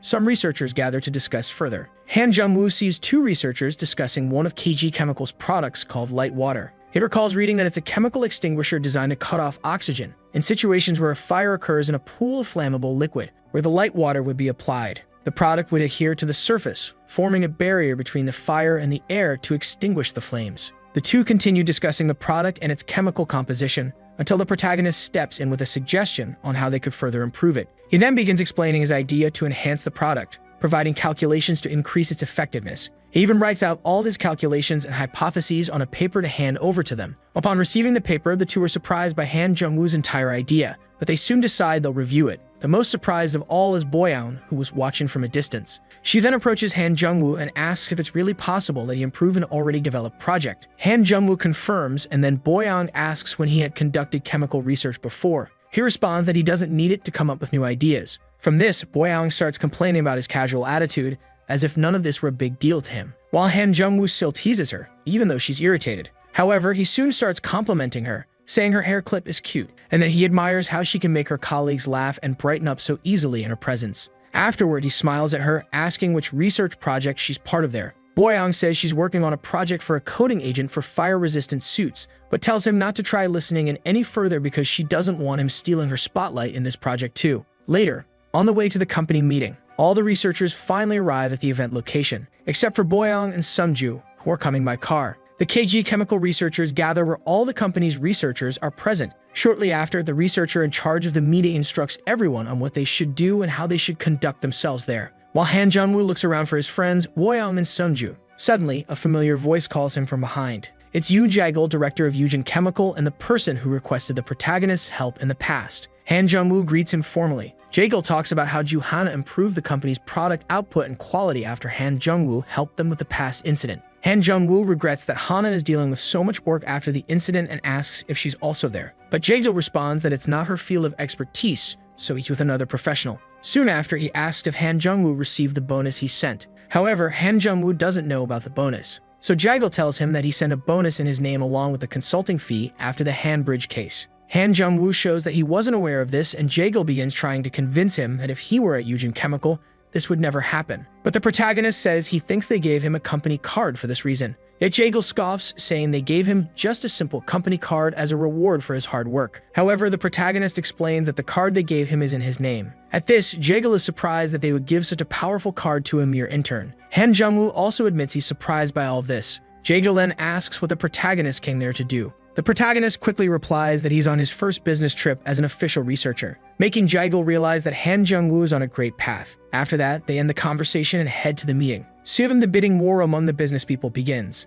The first to speak is the manager of the Fire Technology and Industry Institute. He starts by giving a few announcements before beginning the evaluation, explaining that the firefighters will consider everything they see and will be closely examining each project, so no complaints about their decisions will be accepted. As the presentation continues, Boyoung suddenly starts complaining about the cold she's feeling, saying she was freezing even in the car on the way there. She grabs 2 heat packs to warm herself, but the protagonist asks her to lend him one. Boyoung thinks he's taking away her only salvation. After Han Jung-woo takes one of the heat packs, he begins using his powers to increase the heat inside it, and then hands it back to Boyoung afterward, surprising her with the warmth of the pack. Han Jung-woo just says he shook the heat pack a little more. Now Visumba is much more comfortable with the temperature, and he feels happy to see that she's feeling better. There were 4 companies competing at that meeting. During a presentation, Han Jung-woo notices that Yoon Jae-gil is with the person he mentioned earlier, which makes him pleased to see how Jae-gil is handling himself. Suddenly, Boyoung begins complaining that the heat packs are no longer warm. Han Jung-woo jokingly says she should give love to the pack to make it heat up. Now everyone heads outside for the product evaluations.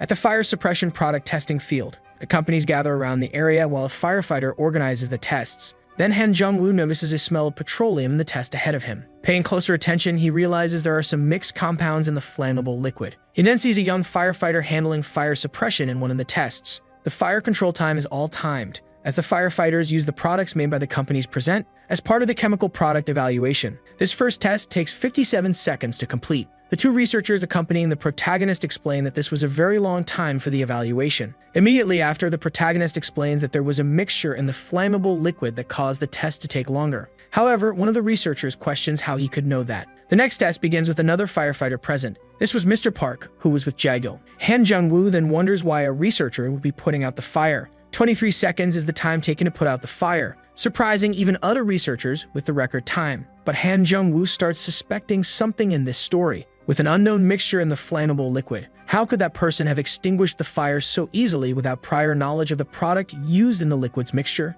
During KG Chemical's test, it takes 33 seconds to complete the fire suppression. One of the researchers says they've been considered fast before, but Yujin surpassed them, and being in second place doesn't matter in this competition. While the fifth company prepares for its test, the fire chief looks toward Yujin. Then he starts talking to firefighter Park, saying he's surprised to see his old coworker at a big company like Yujin. Park continues the conversation, mentioning that he had to come out of retirement because of his two daughters who are about to get married. But the fire chief tells him to take it easy with his work. Then Park responds that he didn't break any rules since the bidding notice stated that any employee could participate. However, the firefighter says that wasn't the issue, but rather that the new students might feel discouraged by the skills of someone as experienced as Mr. Park. In the end, though, the firefighter says he doesn't mind because he wants chemical companies to realize that what matters most in firefighting is an experienced firefighter. The two continue chatting a bit until the next company announces they're ready for the next test, thus beginning the final test. After some tests, the KG researchers note that Yujin completed all their tests in under 30 seconds so far, which ends up startling them as they see such impressive results compared to KG, who hasn't managed under 30 seconds. Han Jung-woo sees that their products aren't very different in chemical composition, leading him to believe that the difference may lie in the professional applying them. In KG's next test, the chemical product used catches the protagonist's attention with its composition and materials, forming a clear liquid similar to what he had discussed earlier with the researchers. They finally finish in a short time, clocking in at 26 seconds, beating Yujin's 27 seconds in their test, thus becoming the fastest in the competition. The researcher in charge of the tests waves at the protagonist from a distance, and Han Jung-woo waves back. Then one of the KG researchers says he now sees that the protagonist was right, adding that if he had known Han Jung-woo had such potential, he would have sent him to the KG industry himself, since he is skilled enough to improve an already developed project. Soon after, the researcher mentions that they're now moving on to test a different type of product, which has him worried. And to make things worse, Han Jung-woo still has no ideas for the next products to be tested. Elsewhere, Boyoung and Sungju are discussing the competition they're in. Suddenly, Boyoung looks like she's about to hit someone. But in the end, she's simply celebrating her project doing well in the competition. Sungju feels a wave of relief upon seeing that his partner wasn't about to hit him. So the video ends here. If you don't want to miss the next part, activate the notification bell, and see you next time on Tob's channel.